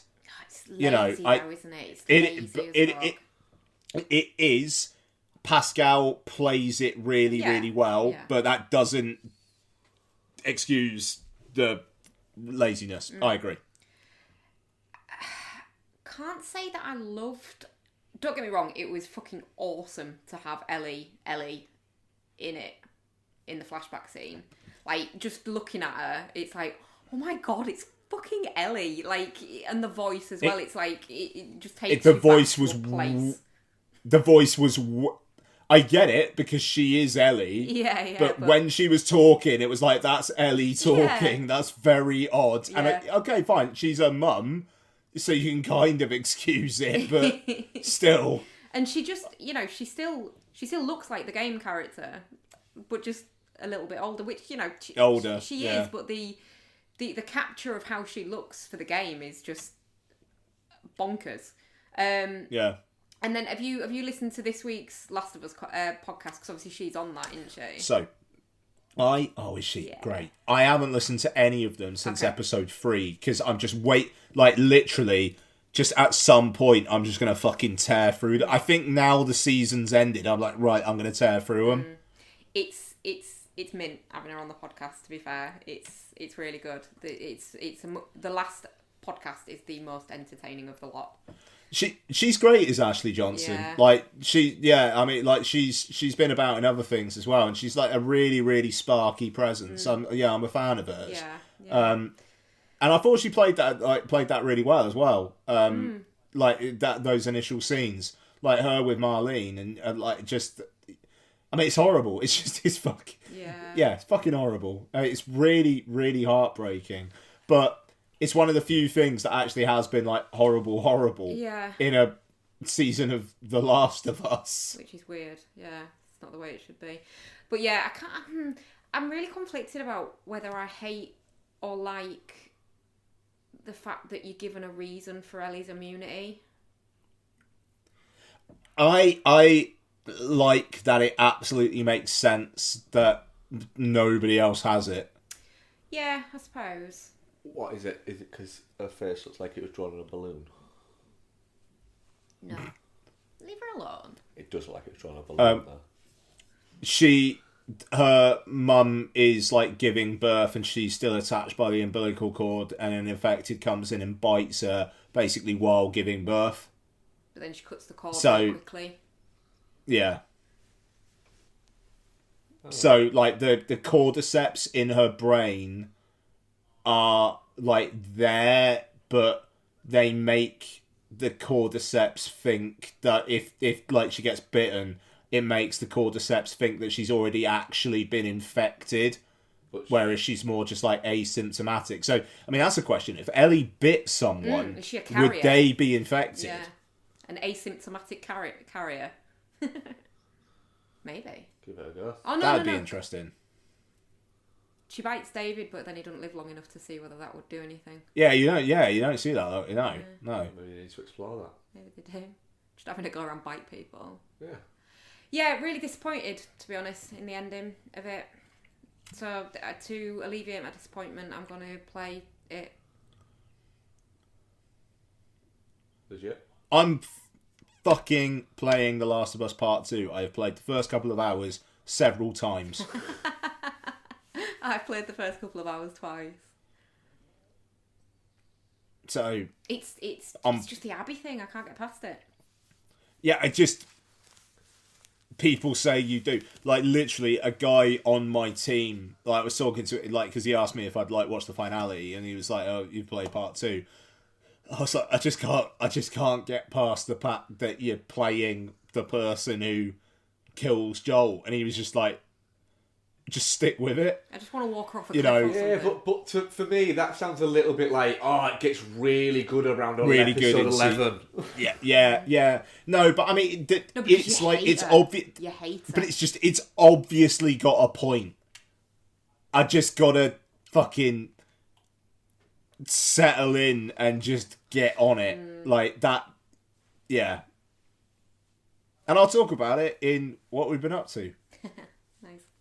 And the thing is, Bex, I was going to say don't play The Last of Us, wait until you get a PlayStation 5. I know you'll get a PlayStation 5, you'll just play The Last of Us Part 1 then. So, Yeah. watch the documentary I just sent you the link to. You sent it. Yeah. Okay. Okay, so, Bex, before we get to Scream 6, what have you been up to? What have I been up to? Not a lot actually this week, other than I have watched a few films, but I haven't done anything else. It's been a bit of a weird week, hasn't it? Has been a strange week, yeah. Oh god, that right, okay. So I watched a film, but I watched it literally the night after we'd podcasted, so I don't really remember all the details. Bear with me 1 second. Oh, fuck off.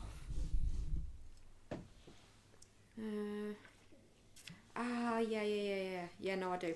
I watched The Clove Hitch Killer. Have either of you guys watched this? Fuck's that? Yeah, I think I have actually.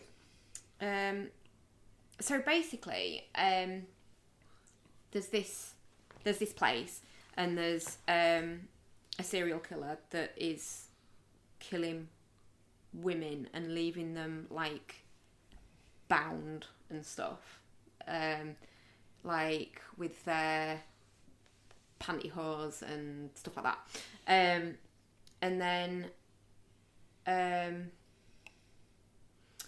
Yes, I have watched this. at each of the places where there's a murder victim found, they find something with like a knot, a clove hitch knot, a piece of rope knotted on it.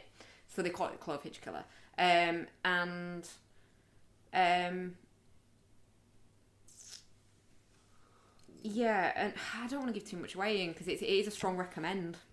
I really, really liked it. I thought we watched this. No, I've not seen it before.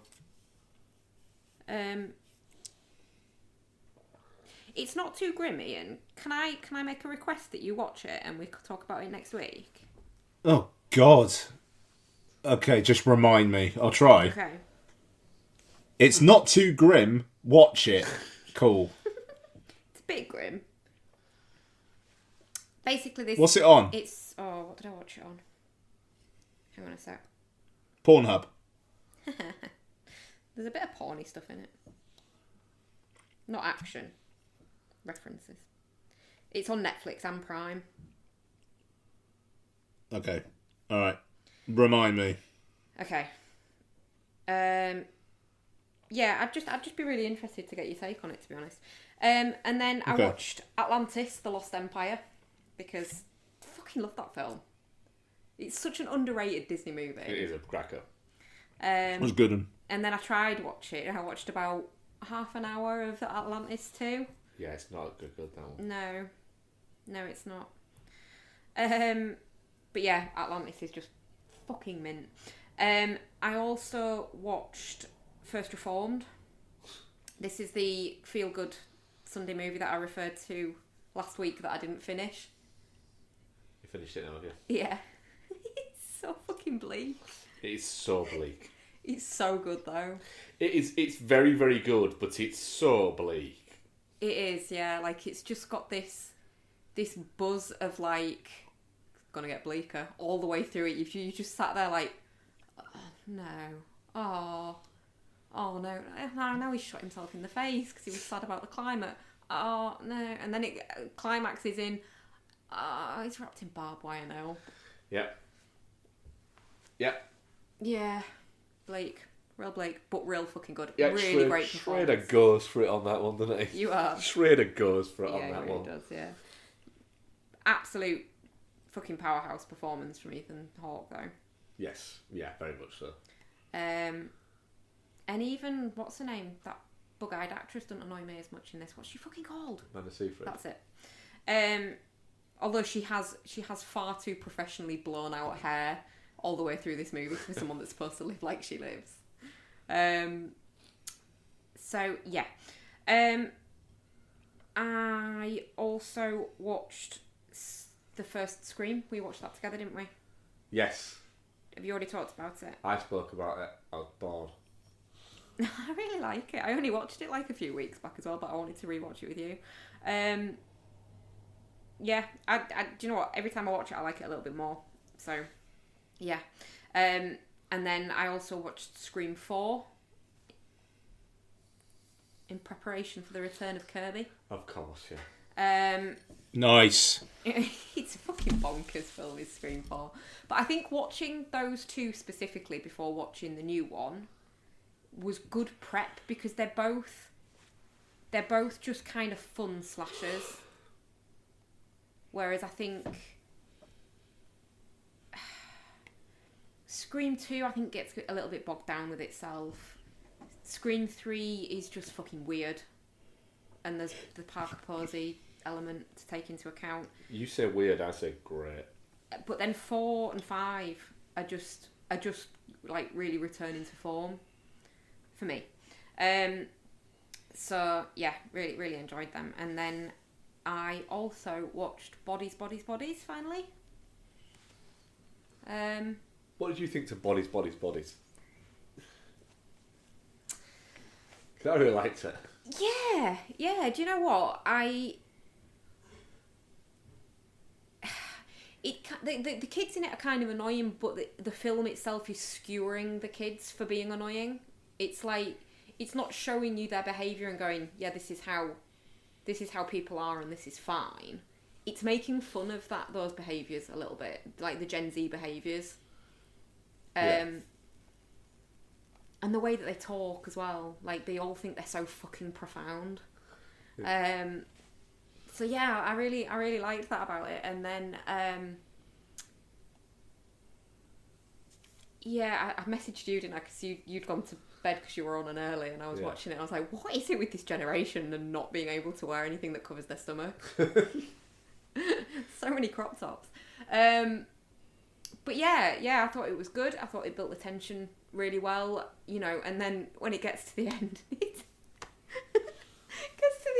turns out it's all happened because he's hit himself in the neck with a fucking knife trying to take a champagne cork off. It's great. Magnificent. Like, and then all of the drama and everything that ensues is of their own creation. I just think that's really fucking good. Just a really good twist. Yeah. And it's surprising that it hadn't been done before, Yeah. or at least not in anything that was notable, you know. Yeah. So yeah, really, really liked it, to be honest.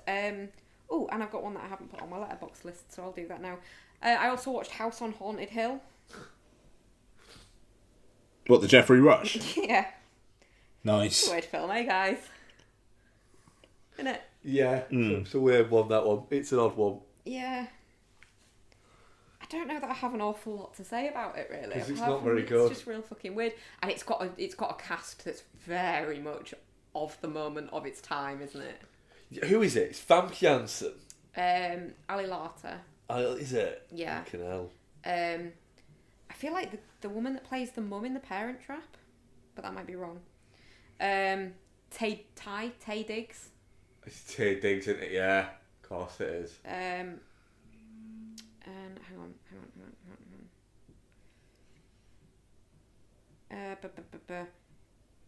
Peter Gallagher's probably the only person that counts as a real grown up in this. Yeah, that's like the main What a cast. grown up.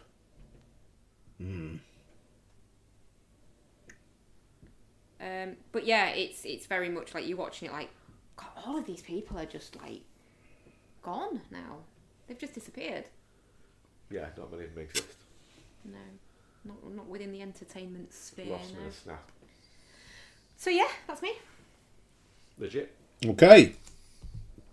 Scream 6 is directed by Matt Bettinelli-Olpin and Tyler Gillette, and stars Melissa Barrera, Jenna Ortega, Jasmine Savoy Brown, Jack Champion, Harry Sherney, Mason Gooding, Liana Liberato, Dermot Mulroney, the others. Courtney Cox is in there. So's Hayden Panettiere, of course. So, Scream 6. This time, it's in New York. And this Ghostface is killing people. And at some point, the people go, "Oi, we've had enough of you stabbing our friends. And we're going to uncover you." But there might be more than one Ghostface. There might be less than 5. But there's definitely more than 0. Becky, Scream 6, what do you think? Do you know what? I really enjoyed it. I thought it was... It's not... I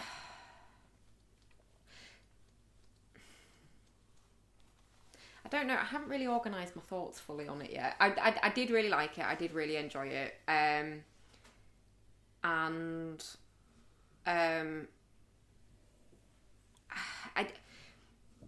The ending's just not great. I think the ending's a bit... It's... the first scene that...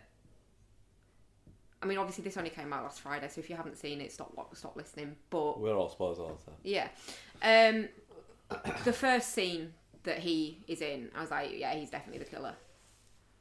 And I think it telegraphs its punches too much. So, I'm just going to step in there and say, I really, really, really like the first 2 acts. And I thought the third act was super not great. As soon as they go back to the killer's lair and it all goes on from there, nah, mate, nah. I'm very with you on that. There's one bit in that that section of the film as well that made me die a little bit inside, and that's the bit where she's hanging off the edge of the balcony, I want to say. Yeah. And she's like, "Let me go," and it's like, yeah, we get it's like a metaphor, but she just says it over and over again, and it's like, yeah, we get it. Fuck off. So, yeah, I mean, let's just talk about the ending before we get on to the other stuff that it sounds like we all preferred. Yeah. It's Kirby being a red herring. Of course, it's not going to be Kirby. Yeah. Stop trying to convince us it's Herbie. Kirby. I mean, it would be great if it was Herbie fully loaded with knives. Just literally Like a fucking Christine remake, but with her VW. fucking, you just doing a big fucking beep and out comes fucking car number fucking 6 like a motherfucker. No, absolutely. Oh god, it just reminds me. There's a side quest in Cyberpunk 2077 where a bunch of AI taxis have gone rogue, and you have to try and catch them. And it's like some of them are like really, really enjoying the carnage, and you've got to like destroy them. And one of them is just really like having an anxiety attack, and you have to get in the car and just drive it really slowly back to its place. And it like it's so funny. It's just like, please don't go too fast, and just like monologuing about how depressed it is as you're driving it back. It's fucking... Sorry, that just reminded me that is one of the best side quests in the game I've ever played. Just driving a depressed AI taxi. Anyway, sorry. So, stop trying to convince us it's Kirby. And then when you've got those reveals, they're just so unexciting. Like, okay, cool. It's the cop, and it's the girl you thought was dead, and it's the one that they've been saying is a killer all along. Yeah, I did quite like that, where they're just constantly calling him Ghostface, and he just turns out to be Ghostface. Yeah. But at the same time, fucking fine. The thing is, as soon as it's revealed that it's it's the cop and Ethan is the son. As soon as the other person comes in, you're like, so it's clearly his daughter. Yeah, that's it. You've called. I don't know. I mean, I don't know whether it was obvious or whether it was just a random gut feeling, but I knew it was the cop. I knew it was the floppy-haired kid. Because they'd made too much about it not being him that it had to then be him. Yeah. He's got very similar hair to what's his face has in number 5, so they're very obviously trying to make it look like him. That's so true. then you've got, well, he's probably related to him, but how's the cop involved? And it just it's not clever. But then also, nobody else other than bad guys die. Yeah, in that entire sequence, despite, and then the film actually references that. And it's like, okay, you've referenced it, but fucking come on. It would have been way more impactful if it's like Tara is literally only just got with Chad, and then he is just stabbed dozens of times by 2 ghost faces. I'm going to have to disagree with you there, because when it turned out he was alive, I did a little fist bump. I was well excited. Because they're basically making him the new Dewey. Yeah, no one wants Dewey to die.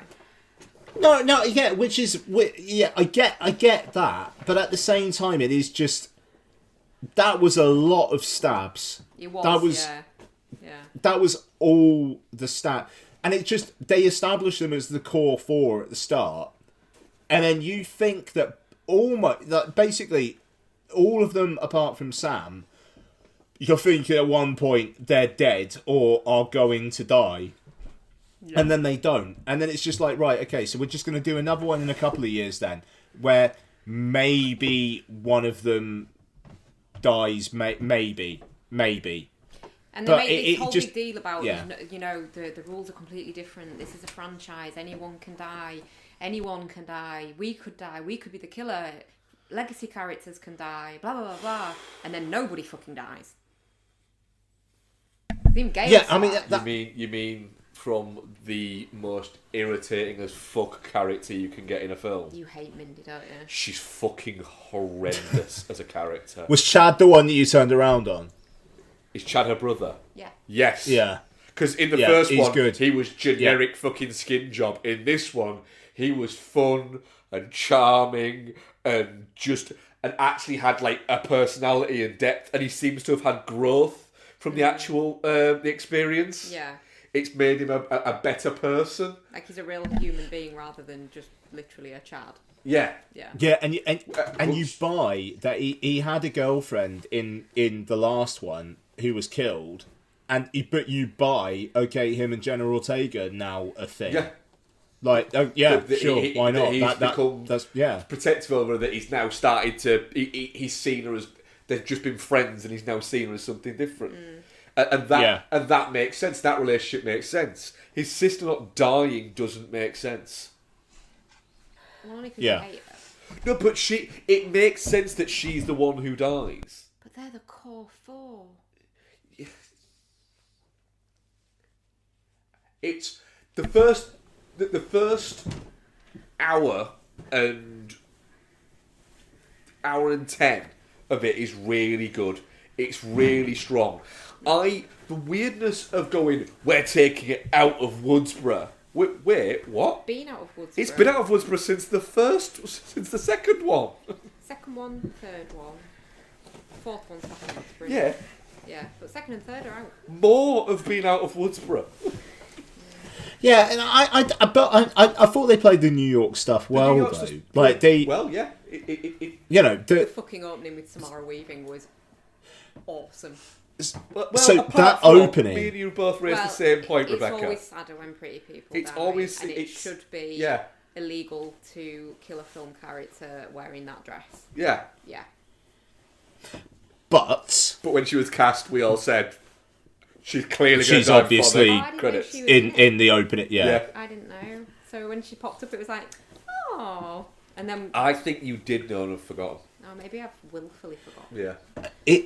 But I mean, the way that it played with like, because I like when she was killed, I was like, oh, all right then. It was a voice changer. Then she was lured into an alley, and then she's killed. But then as soon as he took the mask off, it was like, oh, shit. All right, okay. This is interesting. Yeah. To be fair, as soon as it cut away, I was like, right, okay, so now he's going to get killed, and then you are waiting for that. Yes. But the fact that they actually did that was, all right, fair enough. I thought I was smarter than the film. You've played me there for a second. Now I know I'm in on the joke. I know he's going to get killed now. This is fine. I was actually really disappointed. Sorry, go on. My only bit there is, on all the advertising, it was, oh, this ghost face is different. It's a new ghost face. No, it ain't. It's literally all the old ghost faces. It's the same. It's very similar to all the other ghost faces. Yeah. Yeah, I mean, you've got that one bit where in the convenience store, and he just like shotguns a load of people. Yeah.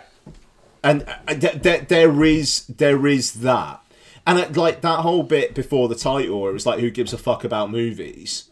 is like, okay, that is interesting. But then by the end, it's we're all in thrall to the dead son who gave too many fucks about movies. Yeah.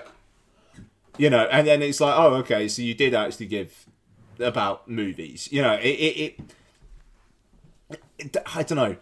The thing is, it's ambitious, but the whole reasoning for the killing and whatnot is not nearly as interesting as the last one, where it's like toxic fandom wanting to take back the property and make it in their image. Yeah, It's not like a that. compelling reasoning, is it? It's like, oh, okay, so it's just revenge then, like in the second one. It just it feels a little bit like, this is really elaborate. Yeah. Like this is like, so what if one bit of this went wrong? What did you do? Because it seems like there's an awful lot of moving parts. A lot hanging together. Yeah. Yeah. And like, oh, you know, I just switched out the body. What? You switched out the body? That's more difficult than you're making it out to be. Yeah, like where we just carried it in a hold all or something past all the cops that were already there. Not only that, like when the guys turned up and went, I mean, she's not dead.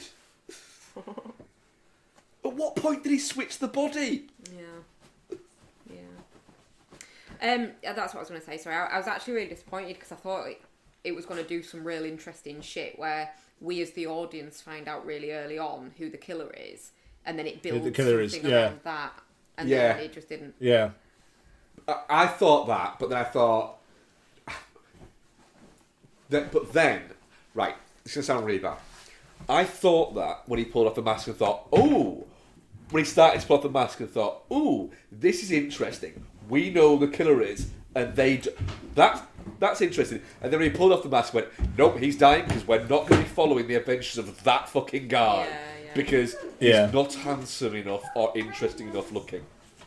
Yeah. And I like the guy. He's a fun actor. Tony Revolori, yeah. No, he's. But there's no way he is the. Who is he? He's in like Spider-Man. Oh, is he that? Yeah, guy? but there's no way he is the ultimate killer. No, but I mean, like, I did quite enjoy the hot or cold thing, and it's like you know the guy's in the fridge, and you're just waiting. I mean, that was great. It's a fun film, Yeah. but it's too fucking long. It's a fun, and it's too long because the third act is as disappointing as it is. Yeah. Yes, yeah, you're right there. Actually, yeah, fair point on that.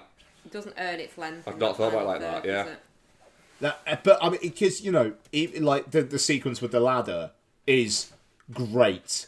Yeah. You know, like just the twisting the ladder and whatnot. You know, and it's like the brutality of that, and it really, like the last one, really earns its 18.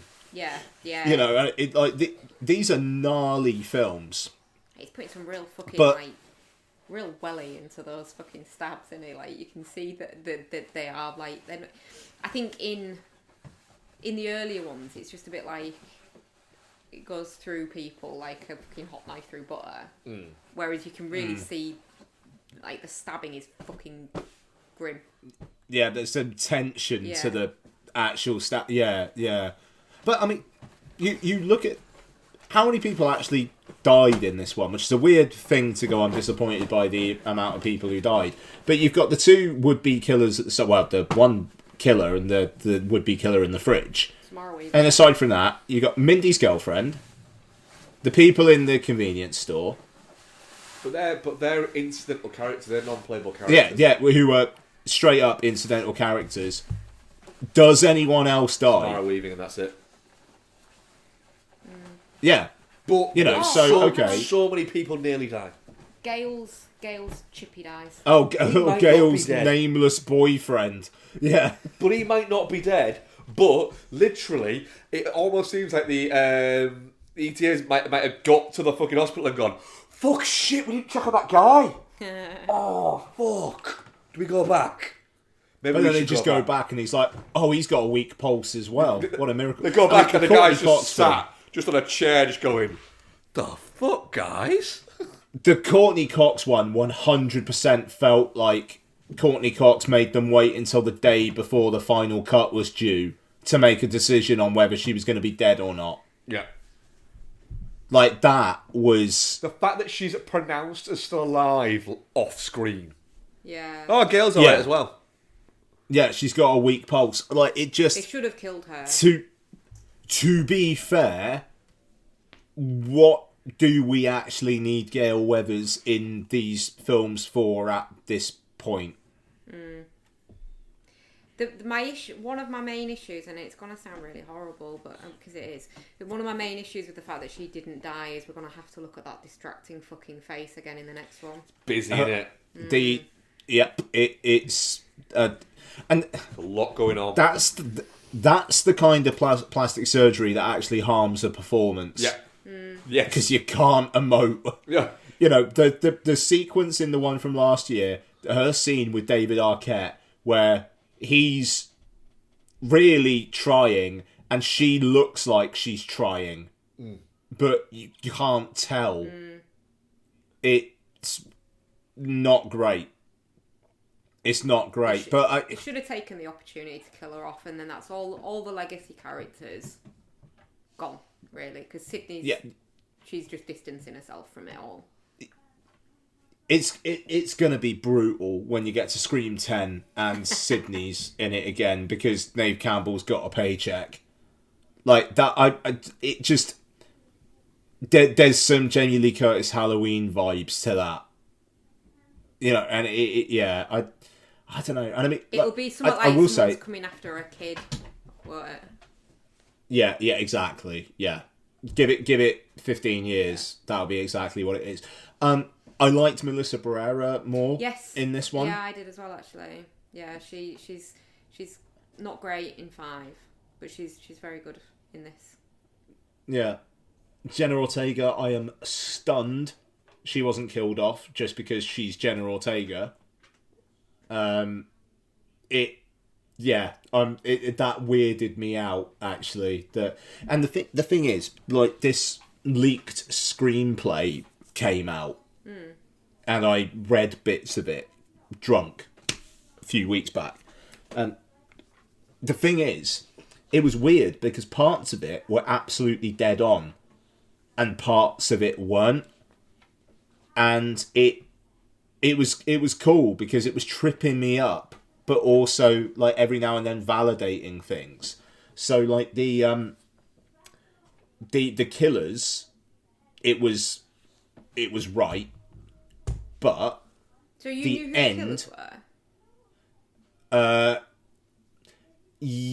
Yes, even though one of them, the thing that I read, it said it was played by Tony Revolori. So at the start when he was killed, it was like, oh, all right, well, that's obviously not right then. Okay. But the character name was the same. Right. So it was it was a little bit up in the air. But it had a setup which was better than what we got. At least I think it was. Okay. And now that the film is out, I will say. So what it done was, like, people got carted out. It said that Jenna Ortega, it had the whole she was hanging, but then she dropped down to her death. So that was in there. it had that Chad and Mindy were both killed, Right. but like they were killed, not revived. So this is the thing. It was like it obviously got this information from somewhere. So was it actually fake, or was it like one that they put out there to take people off the scent? I don't know. But what we got is more boring. So the ending is Hayden Panettiere is out there like recovering with them, and then like forgets some piece of evidence or something that she needed to go. For some reason, she goes back in. And she goes back in, and then she's killed. And then she takes the person's mask off and goes, "You." And then it cuts to credits. And the idea, like in this version, was that it was going to be a cliffhanger. Okay. And then the next one, it was just going to be a direct continuation. And I was kind of waiting for that. And obviously I'm waiting for a film that wasn't made. That would have been interesting. If it was just like, right, okay, we're actually going to have they're still on the loose and we don't know who they are and we're going to follow it into the next one. That would have been cool. And it was weird because, like I say, it got details right, but not necessarily the fate of characters. So I was kind of getting tripped up all the way through it. But like Detective Bailey, like in this screenplay, was like, yeah, he's the father of Jack Quaid from the last one. But then enough was happening through it where like the daughter died, and then that didn't happen in the thing that I read. So it was really weird. It was like this thing that kind of got like 50% of it right, but then kind of made it quite intriguing because I was like, okay, well, which way is up? But then the end result was like, well, it was kind of right, but it was also more boring. I like the idea of a Scream with a cliffhanger.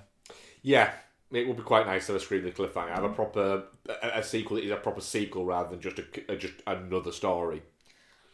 I don't know. And the also fact that the consistent character in this is Ghostface, who's played by a load of different characters.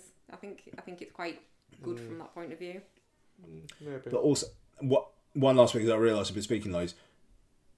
If you're going to keep on like teasing people about Matthew Lillard, just bring him back or just don't. Yeah, there was a bit of a a I mean, did he die kind of thing, wasn't there? In this Yeah, one? he did. He had a fucking TV dropped on his head. Yeah. Probably going to kill someone. Well, if it's not going to kill somebody, I think that will be Matthew Lillard. And then if it's not, okay, he's been away for like 25, 30 years. How the fuck are you going to reverse engineer that he was the mastermind behind all of this? I wouldn't. I just have him literally. I'd have him come on as a really shitty ghost face. Do you know what? It'll probably be like he was Jack Quaid's film studies lecturer. No, what it should be is that he's some kind of Machiavellian character that has followed them from the first movie, and he's speaking in the ears of all the people that have been Ghostface over the years. He knows that Sam is Billy's daughter because like he was there when Watching them fuck. Well, no, maybe not watching them fuck, but Billy would have confided in him that he got. No, I reckon he watched them fuck. No, Yeah, he definitely did. That would be a fucking. I mean, do you know what would be better? What? If he was Sydney's husband. Yeah, like he'd got some reconstructive surgery. Yeah. Because he had to. He had a TV Yeah, dropped to his TV on fucking his head. face, That would so he's be had reconstructive surgery, and he's just Sydney's husband. Yeah, that would be funny. Well, I like the whole idea though that Sydney's husband is that cop from Scream 3 because he's got the same name. I think he is, isn't he? I think that's the idea. It's supposed to be that. I think that's supposed to be the lore of it, which I really like. Yeah. She's just with Patrick Dempsey and has a couple of Yeah, kids. but that's what Matthew Lillard did. He got his reconstructive surgery, then he became a cop. He became Patrick Dempsey. Yeah. I mean, you would if you could, wouldn't you? To be fair. But okay, so what? You've got like Patrick Dempsey in a cameo, and he just claws his face off. And it's Matthew Lillard. Remember me, Sid? Oh, that'd be fucking brilliant. He uses the face-off machine. Jason Statham knows where it's at. They definitely Like straight up. If in the next one Patrick Dempsey claws his face off and Matthew Lillard's there, 100%, they've been listening to me. I'm fucking owning that right now. That would be good. Yeah. One little Easter egg that, like, I can't decide whether it really fucking annoys me or whether it's kind of cute was the fact that there was someone dressed up as Wednesday at the fancy dress party at the beginning. Yeah. I can't decide whether I hate it because the thing is, I really liked Wednesday. It was good, just stick on and watch kind of TV. But people boring. have ruined it. They have ruined that TV show because it was unavoidably everywhere for a while. Stupid people ruining things. Bastards. How dare people enjoy things? The absolute fucking prick. Yeah, but they don't have to do fucking TikToks about it until the fucking cows come on, do they? Wow, until the cows come home. All right, Aunt Mabel. When did they come home? I feel like a couple of months after the show came out. That's when the cows came home and everyone stopped doing. No, but you still fucking get them though. Oh, I do my wake up like Wednesday from the TV show. It's just a bit of eyeliner, mate. Fuck off. But they have that song in the fucking background on all of them. It didn't come across my wheelhouse that much. That's fair. What, Chop Suey by System of a Down? I mean, I'd have watched that. Yeah. Like Wake Up, the makeup. Kind of makes sense, doesn't it? Yeah. But anyway, yeah, back to Scream. Sorry. That kind of sounds like we've done. But definitely not shit. Definitely it's not just shit. the last act's Yeah. not great. No, Again, agreed. didn't stick the landing. Oh. We do have questions. Oh, actually, we have reactions to the question that I put out there first. So I put out the question saying, our question for you this week is, which performance or film that didn't get an Oscar would you love to give one to? So Rick Kidd says, Sergio Leone and his films, especially The Good, the Bad and the Ugly, and also Blade Runner. Becky. He didn't direct Blade Runner. Yeah, Blade Runner's a good shout, to be fair. It's like the best film ever, so that makes sense. Ian, you got any that stand out for you? That didn't win anything. Didn't get nominated for it. Wow. Literally, the first one that came to mind now was Sunshine for Best Visual Effects or Best Score. Best score But- seems like, yeah. That seems like if it came out now, it probably would get a nom at least for best score. Yeah. That's a strong shout. I mean, I literally put mine in the tweet. What was it? Val Kilmer as Doc in Tombstone. Yeah, that is a really good shout. Okay. The good most, shout. how the fuck did this not win Best Supporting Actor of performances in the history of cinema? Yeah. Yeah, sure. And we have a few questions. So, first one, Rick Kidd. As Pandora's box has been opened and TV is fair game, what are your favourite TV shows of all time? Twin Peaks. The X-Files. Ooh. If we're just doing singular one, yeah, Twin Peaks. I'd add Sons of Anarchy into there as well. I would add Sons of Anarchy to mine as well. Yeah, they'd be the two that stand out. Buffy. The Simpsons season 1 to season 8. Are we allowed to like Buffy? Terrific shout. Am I allowed to like Buffy? You're allowed to like what the fuck you want to like. Yeah. Buffy was, Joss Whedon might be a prick, but Buffy was a lot more than just Joss Whedon. Buffy's fucking. I've decided I'm rewatching that. I started. Oh, maybe rewatching- not. Maybe don't do that. You don't have to watch it. No. I started watching the movie yesterday, which, although she's a dickhead now, she wasn't at the time, and it's fine. I've decided. So, and then I'm going to watch the series. Yeah, I'm not going to do that. Dylan Black Lanterns, aside from Borat's cheese scene, what is the best deleted scene of physical release extra. What? What is the best deleted scene you've seen? Can I have the alternate ending to I Am Legend? That one's good. You can if Changes you the want. whole Oh, story. that is good. Yeah. Ooh, and the deleted shit from Event Horizon. Oh, like the extra bits. Yeah. Good question, this. Yeah. Oh God! You see, my brain wants to cheat a little bit here. Why? Because it's the deleted scenes that they put in the credits in Stretch. It is just Chris Pine constantly trying to get Pasha Wilson to bring him the mustache of Wilfred Brimley. It's just genuinely one of my greatest ever cinema moments. It's so weird. It's fucking beautiful. I genuinely can't think of any. It's a very good question, though. It is a really good question, yeah. Yeah, no, but that's my answer. And it genuinely is. I that lives in my mind more than it probably should. Does it live in your mind rent free? I don't care, I'm paying its fucking rent. I'm fucking making its meals, I'm doing all of its fucking washing. And I'm glad to do it. I am the overprotective fucking mother of that fucking thing. It ain't fucking leaving. No. Nope. Oh. What? Right, I missed trailer talk. Did that new Jennifer fucking what's her face dickhead film get discussed? Yes. Yeah. Where are you guys on this? Looks like shit. I'm fucking really interested because it's the sort of shit that I would fucking watch. And I literally said to Ian and our listeners, obviously, that no one would give a shit about that movie apart from me if that was Katherine Heigl like it probably should be. Yeah. But yeah, fuck it. I'm interested. I'll watch that. Ian. I have a personal bias. Don't you think the concept is just highly fucking problematic though? Yeah, it is. But if I was a 19-year-old, I'd want her to try and fuck me. Okay.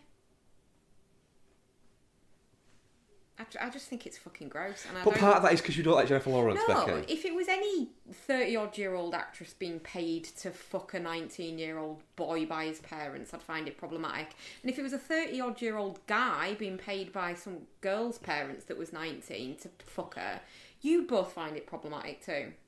Hey, look, What's that fucking doing? I just don't care. it just... It's so icky. If she's about to get cancelled for this, I can't say I don't disagree with that. But also at the same time, if I was a 19-year-old boy, I'd be fine with it. Yep, me too. And I was 19 once. Yep. Okay. No, but Bex, so in all fairness, I get it. I though, think 'cause you're it's right. interesting If it was gender flipped, it would be the most disgusting film ever made. I think it's interesting that So- they made him 19 and not 18. I think that's the interesting bit. I just think it's a bit icky. I Well, don't why see don't we wait she and see gets- the film? Because it might have more to it than that. But the thing is, even if it does, there is still going to be an age gap there, unless they try and get away with saying that she's like 25 or something. And then there's an age gap, but it's also acceptable age gap. yeah, I don't know. I mean, yeah, when I was 19, I fucked a 26-year-old, so I think people are getting yeah. too fucking hung up on age gaps nowadays. I think it's because he's supposed to be very young and very naive. He's not supposed to be like a 19-year-old. He's supposed to be very shy and introverted and like not experienced in the ways of the world. And I reckon there's a fucking lot of 19-year-olds like that. and that scene where she's talking to his parents and it's like, oh, I'm gonna date him so hard. Ugh, oh, grim, just grim. I just, again, if I was the dad, I'd support that, but it's because it's Jennifer Lawrence. Like, that's it. I cannot have an objective opinion. I'm going to have to recuse myself from this trial. Okay. No, but the thing, I get it, like, I get it though. That's the thing. It's like I'm trying to think of an actor in his early 30s now. I don't know, Nicholas Hoult, like getting with Bella Ramsey. She looks about. She looks about 14. To be fair. Yeah, I mean, Is that because it was a she's bit of a in joke show example where because she's playing a character that's Yeah. supposed to be about 14 and they've made her look 14? A little bit, but also when you see her in like interviews and on red carpets and stuff, she does look a lot younger than 19, doesn't she? And I don't see her very often. yeah, she does. Yeah, you know, it made me laugh because like that they were being interviewed about season 2 as well and about like the year difference, and it was like, well, she is 19 in real life, and it's just like, yeah, but mate, she doesn't look 19. Like, you cast her at probably like 17 because she looks like she's like 13, 14. yeah. You know, like, she hasn't aged that much. You know, she's not suddenly advanced in years in her look there. But I don't know. I think if you'd made her up to look like she's seen some shit, Yeah. I think it could work.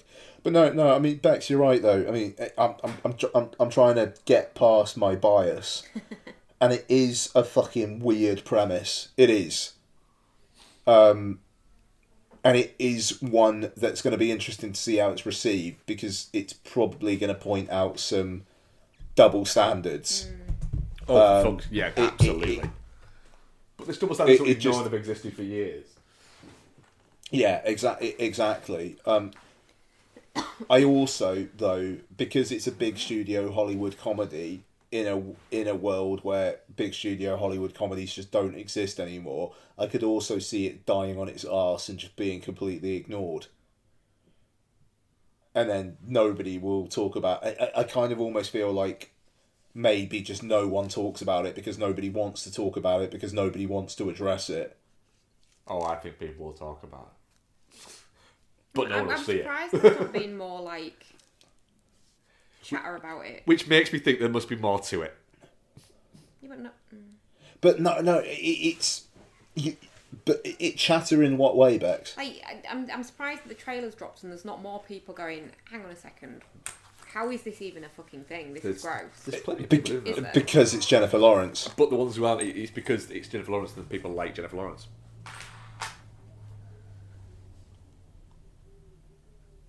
And that's the thing. I'm not saying that's right. I genuinely recuse myself. I feel like maybe I shouldn't review it. I'll take some fucking Well, I'm Kleenex going to with you review if you it. do. I'm going to review it hard. I'm going to review it so hard. Yeah. Oh dear.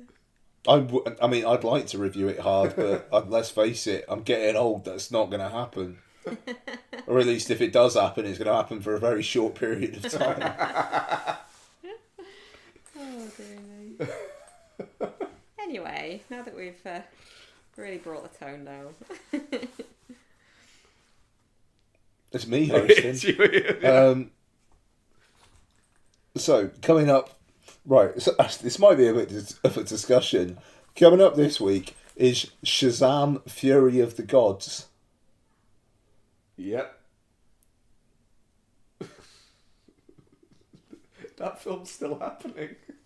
It feels that film came out 2 years ago. Now, the thing is, I'm going to go watch it, but just kind of out of morbid curiosity for a film that we know has no future. How much does that film know it doesn't have a future? Well, we'll go and see it, won't we? Because we quite liked Shazam.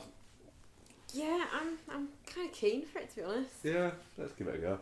Okay, all right, yeah, no, I mean, I'm happy to go see it. And yeah, we'll talk about Shazam. Yep. It's all a prelude towards John Wick Chapter 4 for me, to be honest. Like, I'm just waiting for that right now. Yeah, that's the biggie in the. And apparently Dungeons and Dragons is really good as well, and that's out the week after. Yeah, John Wick is very good. I've also heard that John Wick absolutely the runtime makes sense. Yep. And the week after, we got Super Mario, and we've got Air, and we've got The Pope's Exorcist. I'm going to skip Super Mario, just FYI.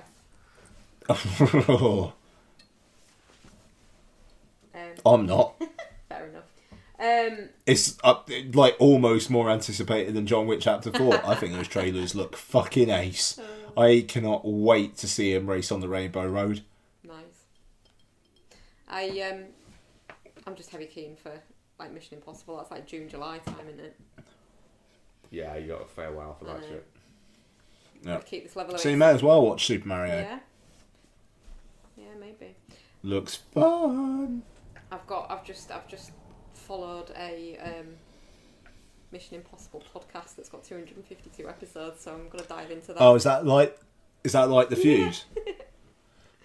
Yeah. Have you heard about the one where they get surprised by someone? No. Okay, maybe I won't spoiler it. I'm gonna dive into it. So yeah, I've got to. Yeah, 200 knots okay. to go. I don't know if they actually advertise it in that episode. I can't remember now, but it's really, really fun when it happens. Nice. Yeah. Okay, so I really need the toilet. So goodbye, Becky. Bye, Ian. Goodbye, Mark. Goodbye, Ian. And listeners,